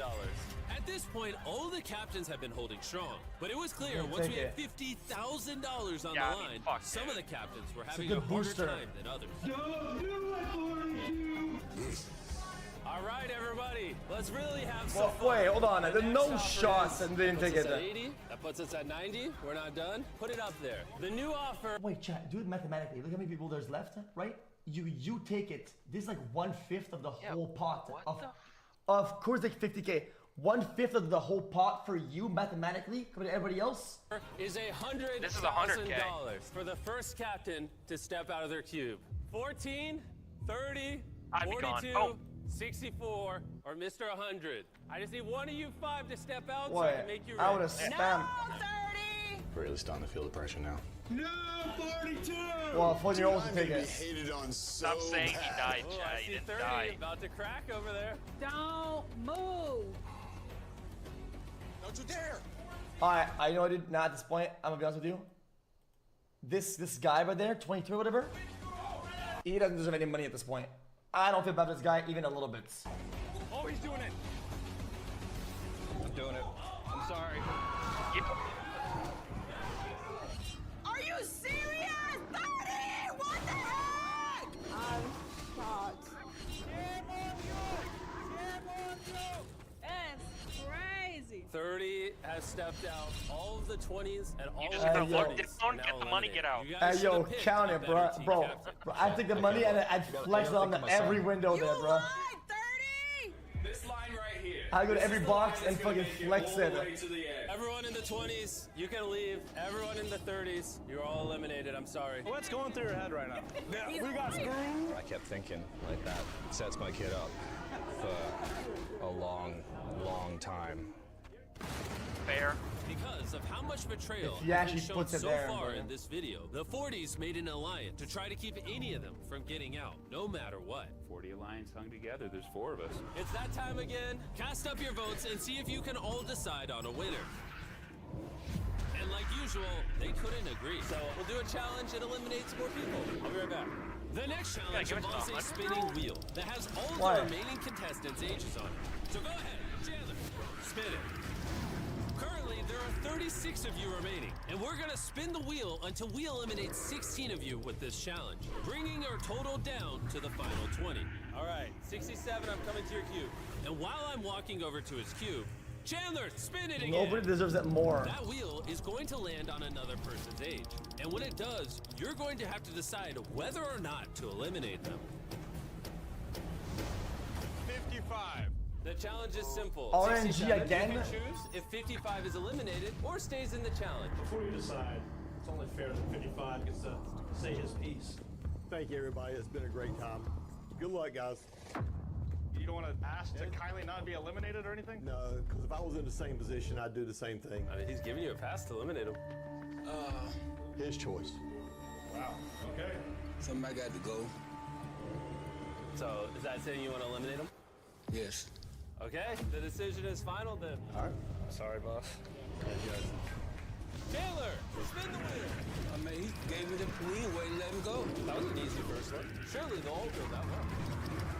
Oh, 47. Now, we're going to give her a chance to talk to you before you make a decision. Have peace of mind.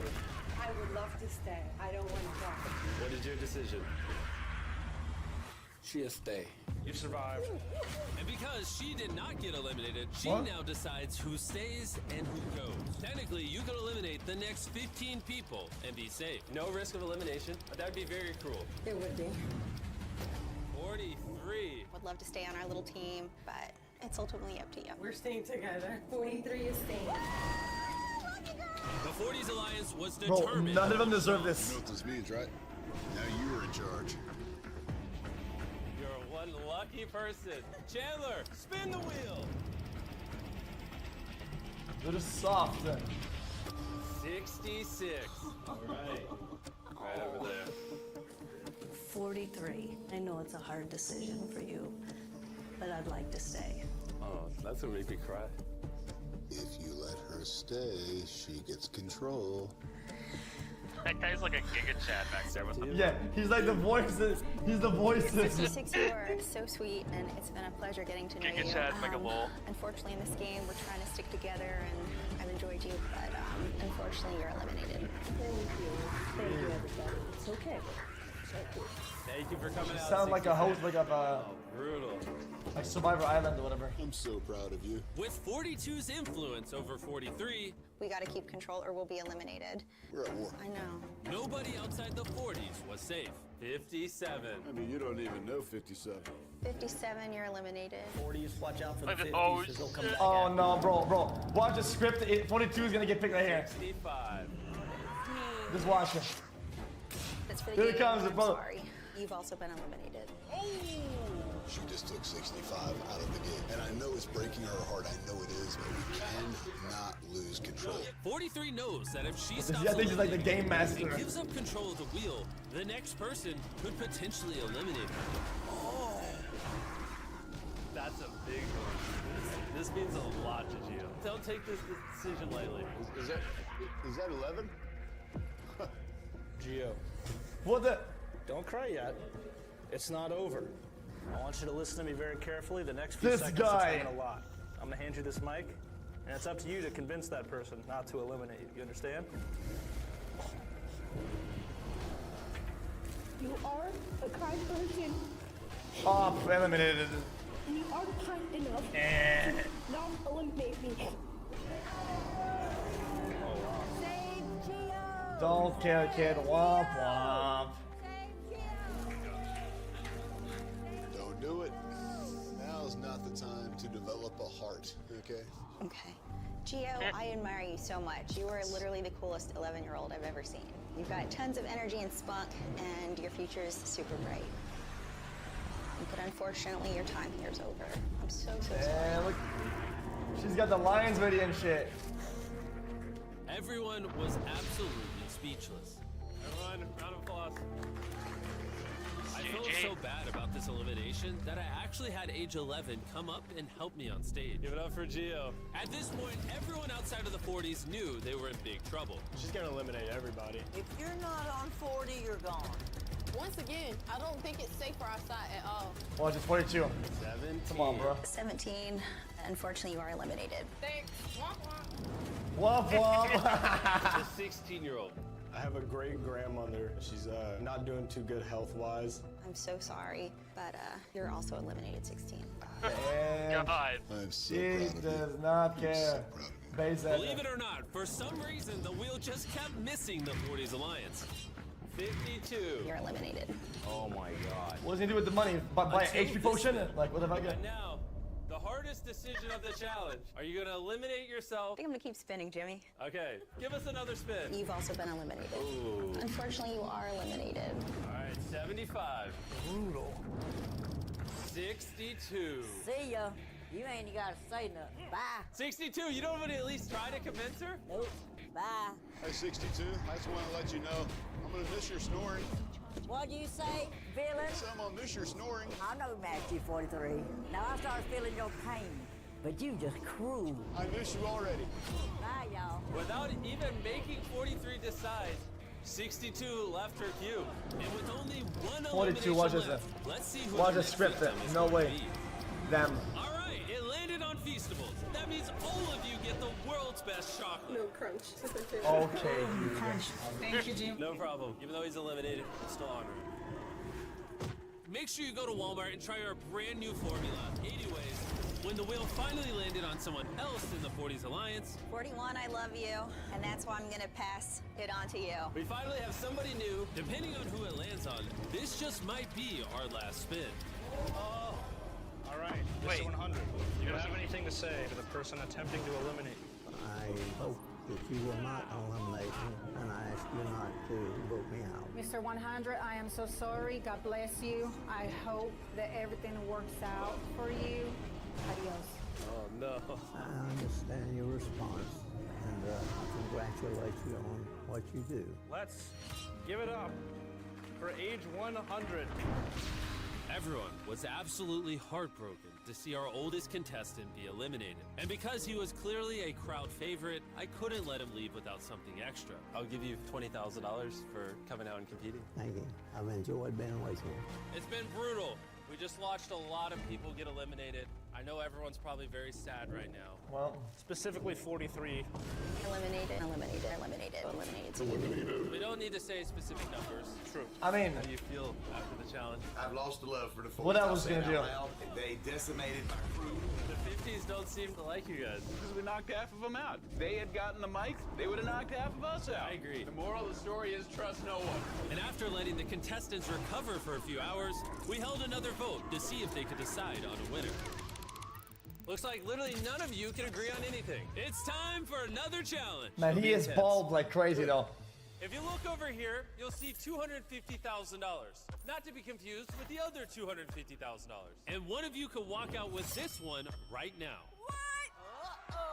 Oh, Lord. But before I tell you how, we need to black out all your rooms. Bring in the curtains. He doesn't want us talking to each other. Which is tough because we're such a strong team, so. That really antes up the stakes a bit. We have officially blacked out all 20 cubes. If only one of you voluntarily step out and eliminate yourself, you win this $250,000. But if any more than one of you try to go for it, you'll be eliminated and win nothing. The timer has started. Let's see if someone wins $250,000. I would do it. Missed out on Ninja Diamond's bricks. Because no one else is gonna do it. Go exactly what I came here for. That's what they're all thinking. I will be stepping out. So if you want to join me, then we can be losers together. I think I might do it. 54 you going? That's pretty smart from him, though. If you go and 42 goes, you don't get nothing. That is right. It was abundantly clear that age 42 was going to do everything in his power to secure this challenge's prize money for himself. Which means, while they're deciding if they want to step out of their cubes, I want to tell you guys about Top Troops. There's just too many.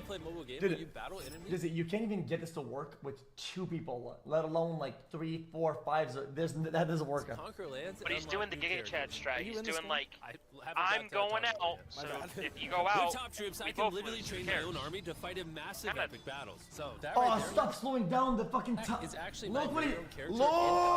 Look what he's doing. Bro, I'm in a video game. And it's slowing down. To test out my character, they gave me my own battle challenge.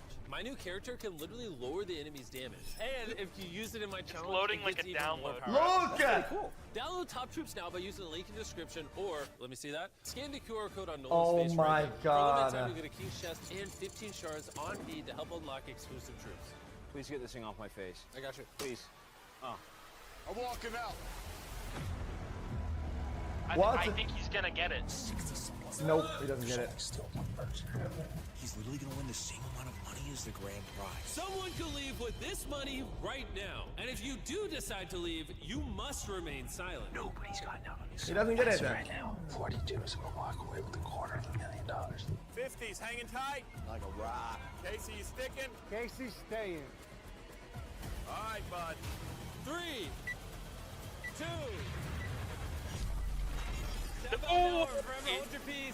Oh my god! Dude, this just doesn't work, I'm telling you. $250,000. Guards, drop the curtains!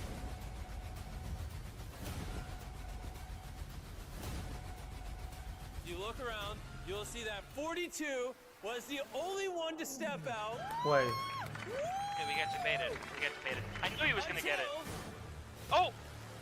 Oh yeah? 2 Double seconds debated. remained, and someone all triple debated, quadruple debated. The last second. Oh my god. Sorry, 42. They say, go big or go home. True. I mean, respect. Oh. And you guys are still playing. Just remember that. This is tough. both rolled the dice, and it didn't work out. I made my voice very loud and clear, and you knew what was going to happen, so you basically said, money, I don't like you. It happens. That's okay. I think that's enough stress for today.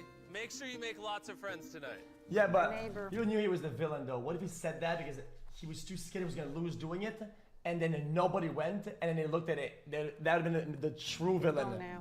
I made it very, very, very loud and clear with my Probably what voice they were telling thinking. everyone, listen, there's only one winner here. It seemed to have worked until the last 2 seconds. Sorry, 2 seconds count. My decision was made before the clock started. It Well, looks that's like the brain victims dead. were not so quickly Okay, well, going that's absolutely brain dead. to forget the damage that they took yesterday. Did he do it just to fuck him over? Watch out for the 50. No, he said, you know, I made his decision, Thanks again so he's to gonna go Top Troops for regardless. making this video possible. Make sure to go download it after you finish the video. So far, 82 people have been eliminated from this challenge, but we're not slowing down anytime soon. Good morning, everybody. Do you think you're all gonna agree on who should win the 250 grand? Maybe. How is he still throw there? The votes up on the tablets. Surely everyone voted for the same person. Let's be honest. Should I just get the next challenge ready? Yeah, I figured. It's getting less unanimous as we have less people. Who's voting for the 14-year-old? Challenge. Bring out the briefcases. At But this that- point, that's gonna-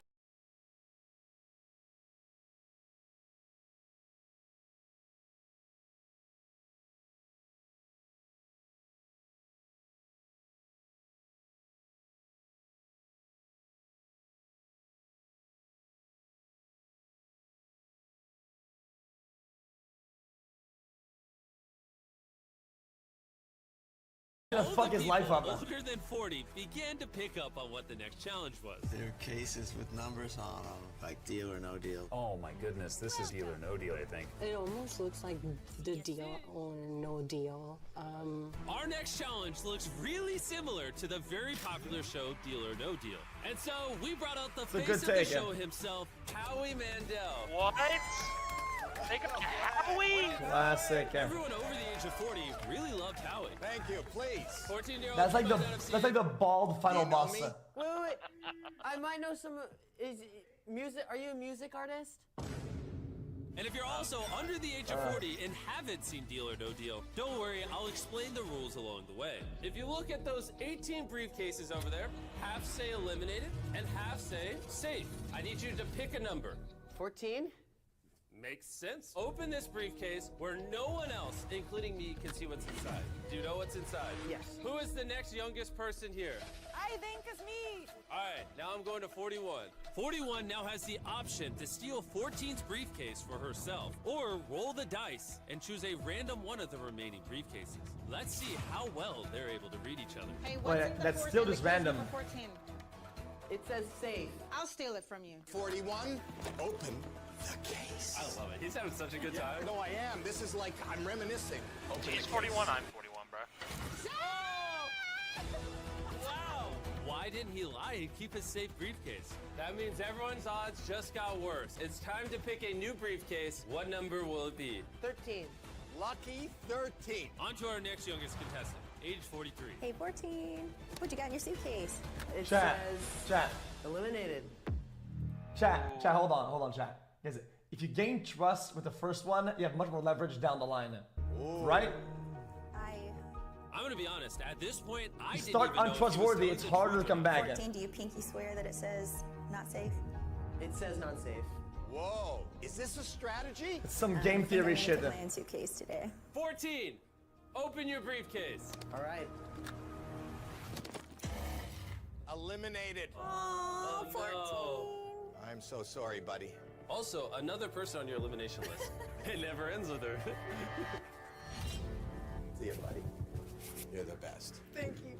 So I wanted to be honest, and I was, and I got eliminated. I feel like Yeah, that's a tough lesson, chat. There are Chat. 16 briefcases. Guys, that's tough luck. Womp womp. Being nice, you're a fucking loser, dude. Get the fuck out. I'm gonna go with lucky number 3. Get the You fuck don't even out, need a dude. microphone for this one. They're side by Empty-handed side. Andy. Still having alliance. You can trust me or not. If you are safe, I'm gonna let you keep your briefcase. Are you safe?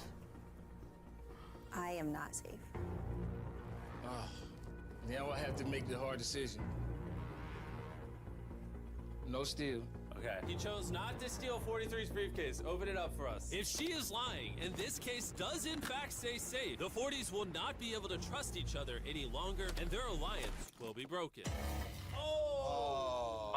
That is a strong alliance. I'm so sorry, 43. We love you, 4-3. This is almost worse than being buried. It's definitely worse. 15 cases are left, and only 8 of them are safe. I'm going to tell you the truth. I'm eliminated. I'm just gonna go with the fates. 44. He was eliminated. This is brutal. Good luck, ma'am. Pick whatever number you want. 10. 10. Make sure no one sees it. I didn't walk in here with money. Chat, you know what, I walked in here guys? with integrity. Chat, I feel like logically, or like the way you think about it, you would always want to die to your own hand in this case, and you would always want to be your own case. I feel like so you never steal until you get your own shit. You are making the biggest choice. I feel much better losing by my own case than somebody else's. Steal or no steal? I want to There's no turning back. Your future lies inside this case. I can't. Open the case. And then you just run the math. Oh, she was telling the truth. Thank you so much. Let's see if at some point she decides to move on herself. What do you want him to think is in your case? Eliminated. I'm gonna believe you and let you keep your case then. Open the case. Damn, Bob. While her honesty did in fact get her eliminated, it did save 2 of the people in her alliance. Are you honest, 48? I've always been honest with you, 5-1. You know that. I'm gonna make it easy for you. It says eliminated. Howie, I got this one. I'm gonna make it easy for you. It says eliminated. Howie, I got this one. Steal or no steal? Nah, he tried too hard. He tried way too hard. Did he? 51. I am going to not steal. Let's see if 48 was telling the truth. 3, 2, 1. Dude, chat, guys, I know the design stuff, but guys, I feel like he tried too hard with the delivery. Well played. That was well played. I hope you all learned. That's how you lie, folks. She made it to the top 9. Let's see if 51 does. Everybody was short and concise. This guy was like tried. Is coming up. We'll see. I'm gonna trust whatever he says. It says eliminated. Steal or no steal? Oh, the opposite this guy. No steal. No steal. All right. He's safe. Let's show her. Okay, never mind. He's honest. I give up. 51. You're now eliminated. That sucked. Even though This guy just sounds untrustworthy. Sorry. She is now My bad. faced with an elimination case. I wasn't looking. Ready? I'm honestly gonna tell you that in box number 7, it says eliminated. I know you are giving my ticket out of here because you won't lie to me. This is a tough decision. Steal or no steal? And now I feel like there's a whole world sitting on my shoulders right now. Steal. All right. Oh no, she knows. It has eliminated. GG. That is what I said. Yes. Steal. He's jumping on a grenade for her. Do you believe her? I do. I want the best for her. I mean, I'll. That might be the most. But it's just gonna selfless make me thing I've cry. ever witnessed in my life. Why? I'm gonna trip over this thing. It's kind of pulling a heartstring on me, bro. The easiest choice I have made. You have a chance to give something. Give that to It reminds me of my mom. Oh my god, dude. The wisdom of deal or no deal wisdom. Womp womp. Vacate the fucking studio, bro. Jesus. Steal it. As the game neared its end, we were running out of safe briefcases. I got one of the safe box. I'd like to steal. I believe him. What? And once we got to the final 2 briefcases, we had no idea if they were going to lie or tell the truth. It's between 67 and 96. One is safe and one is eliminated. Do you want to pick the Wait, no, briefcase, they should know or that. do you want 96 to pick Wait, the they should know the math by now, no? 96. It's amazing that you're here. I hope I have the energy at your age that you have. And I want a downhill ski next year. Okay. Which case do you want? 16.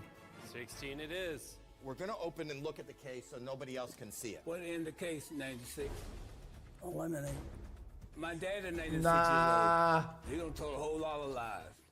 Do you want to take the last case on stage or? Nah, he's scheming. Look how bald he is.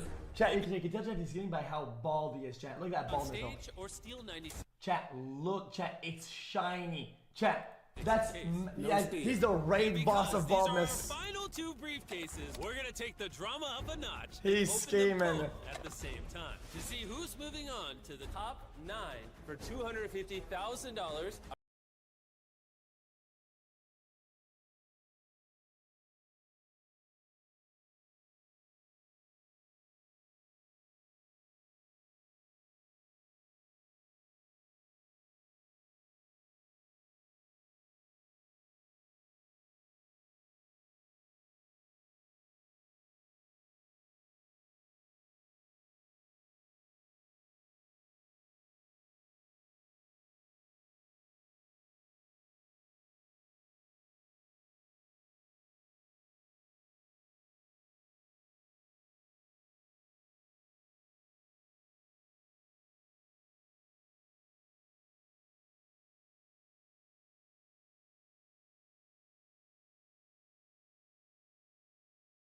I'm gonna give us a countdown. 3, 2, 1. You're staying. We're staying. The 96-year-old lied. I'm alive and kicking. This motherfucker. This motherfucker. And with that, we are so now down bald. to the top 9. The next challenge will be even crazier. It's endgame. We're down to the final 9. I am planning on winning this game. Super nervous. 40s Alliance holding strong. Woo! Emotions are running high. I think it's gonna get pretty crazy soon. Chat, it's a hashtag ad, but that phone is actually pretty good for cameras. Trust for each other was running. It's what people use for streams. To my humble abode. Around you is just a sea of red X's. I see your blood. Do you trust those people over there on the other side? No, I don't. Out of every single person left in this room, who do you trust the most? 47, 100%. When we got into this, it was entirely about, let's see how far the 2 of us can get. And if it ends up being the last 2 of us, that would be amazing. What's your strategy? I don't have a strategy. Since you cannot agree on who wins that giant wad of cash over there, you are now going to choose 4 people to eliminate from this Wait, this guy, bro. The way that okay, this chat. It doesn't matter what happens. Choose 4 people to this guy doesn't win that. He hasn't been in the storyline, in the thing. This guy, I don't give a fuck what he does. This guy can do the craziest shit. He does not win, okay? From this competition. The way that you'll decide is simple. All of you will tell the room why you deserve the prize money. And as a group, you'll have to decide who is worthy and not worthy for continuing this challenge. Every decision you have made this entire video leads to this moment. Let them know what you'll spend the money on. I've got a son who's got pretty significant special needs. We leave everything back in our country, Philippines. I have no health insurance. I have horrific neuropathy. My cousin, she has lupus, so I want to help her. She has 3 little ones. This is so hard, y'all. I also have an autistic nonverbal daughter who will be 7 at the end of the month. She needs so much work, and we got so far to go. Money for 90 to 120 days on my mining platform. It's so unfair to say, well, your charity's not as important as this or that. It doesn't seem fair. Almost lost his business during the pandemic. We'll go one at a time for who's not moving on. Okay. Okay, let's start with the obvious. To my daughter, because I'm living with her. She took me in when I... This is getting harder and harder the longer it goes. Let's make a decision to move on because it's not getting any easier. Now that you've heard each other's stories, now it is time for all of you to decide who will stay and who will go. I don't know what to do. Let's start with 61. The people on this side of the room have decided on 61. After hearing everybody's stories, it's time to see who you collectively think should go home. Reveal the results. Wow.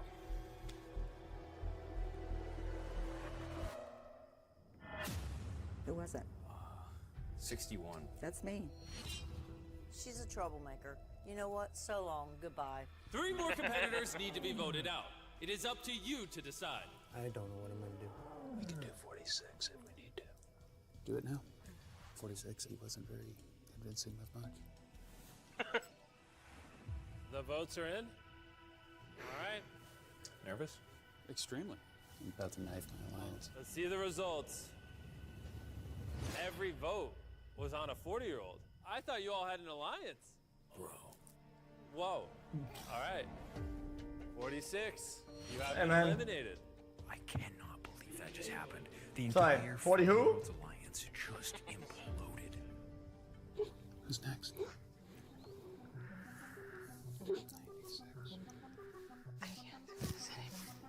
Let's see what you all decided. Whoa.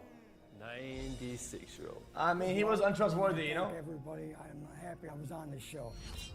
The final vote coming All right, up. tell him, bro. 72. Do it now. Do it. Do it. We're ready for the last elimination of this challenge. And this time, I'm gonna have you tell me what number you voted for. Who did you vote for? I voted for 72. One vote for 72? She's a sweetheart. 72. Who did you vote for? 41. One vote for 41. Who did you Yeah, I vote would have voted 41 too, yes. 72, so we're even 72. Who did you vote for and why? I voted for 41. It was more wants and dreams I will help my twin sister to get a house. instead of needs. That ties it up. Who did you vote for? 72. That's 3 votes for 72 and 2 votes for 41. The deciding factor here, who did you vote for? 72. Do it now. Do it. I voted for 72. That means 72 received a majority of votes.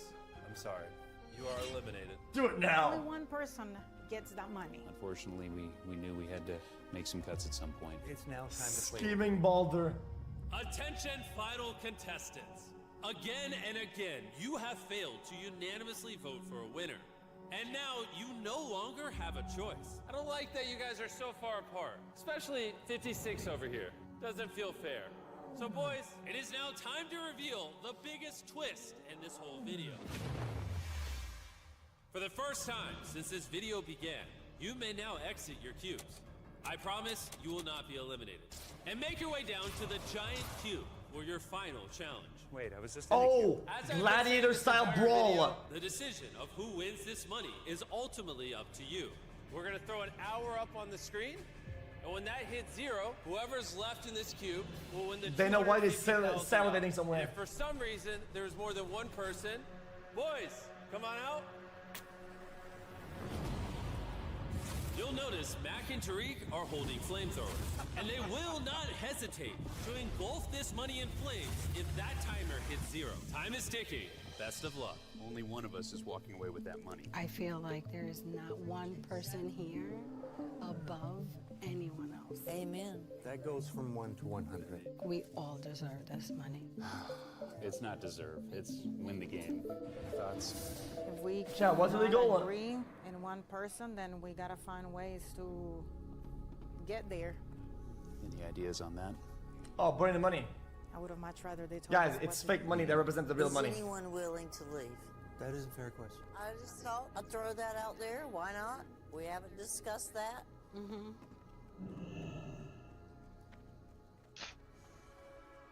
So none of us want to leave. So I'm kind of at a disadvantage. They should just collude. with y'all. I Convince don't them know to vote for you that you're gonna your split, story. and you steal that shit. That money's gonna burn. But my story is me. My story is my life. I have struggles. I'd convince them to vote me, and then I wouldn't give them So shit. do we Fuck them. not want to share anything, or do we just make it as we know right now? We can't share. We got 15 minutes. We're just killing time right now. Time Fight, is dwindling. fight, fight. Someone needs to start leaving now. I can't breathe. I just rather walk out. Don't. You deserve to be here just as any of us.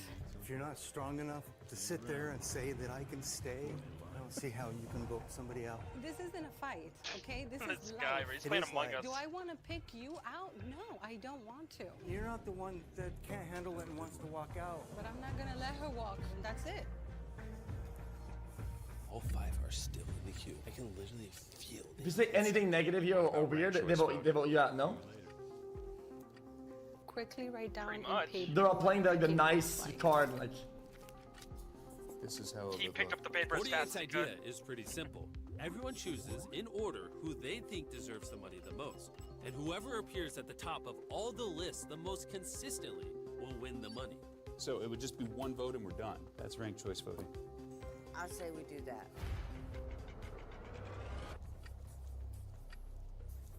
So basically, number one vote is going to be eliminated across the board. It's useless.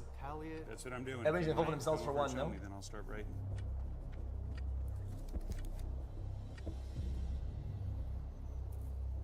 All right, we're ready.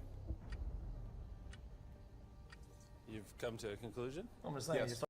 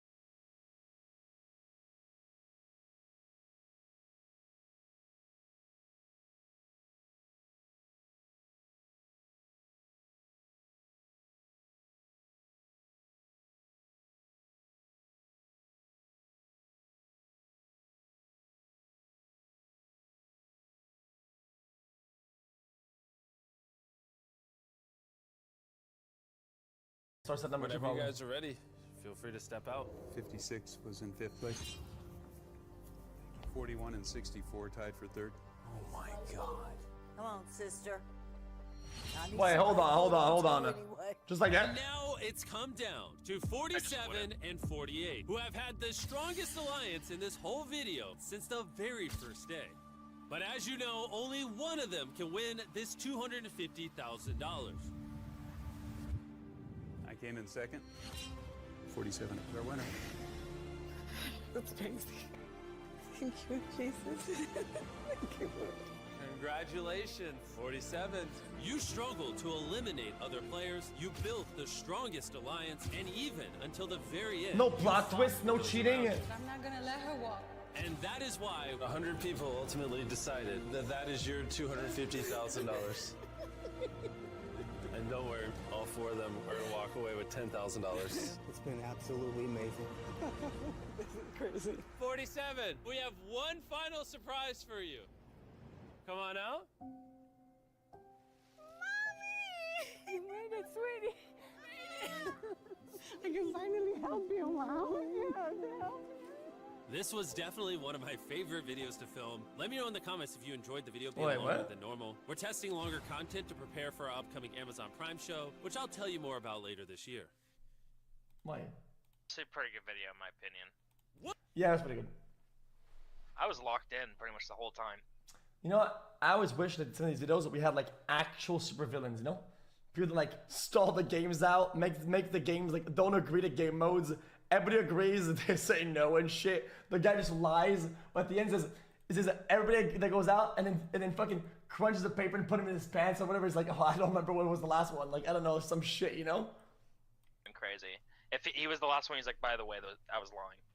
And then it was a 1v1. Yeah. But that's the script. I don't know if it was scripted at the end.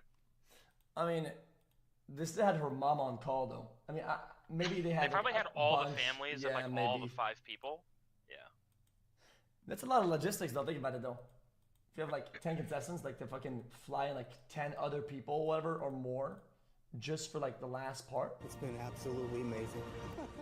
This is crazy. 47, we have It's a lot of one final logistics. surprise for you. Come on out. Like You made it, sweetie. interesting. Yeah. I can finally help you. Oh no, the comments are saying it.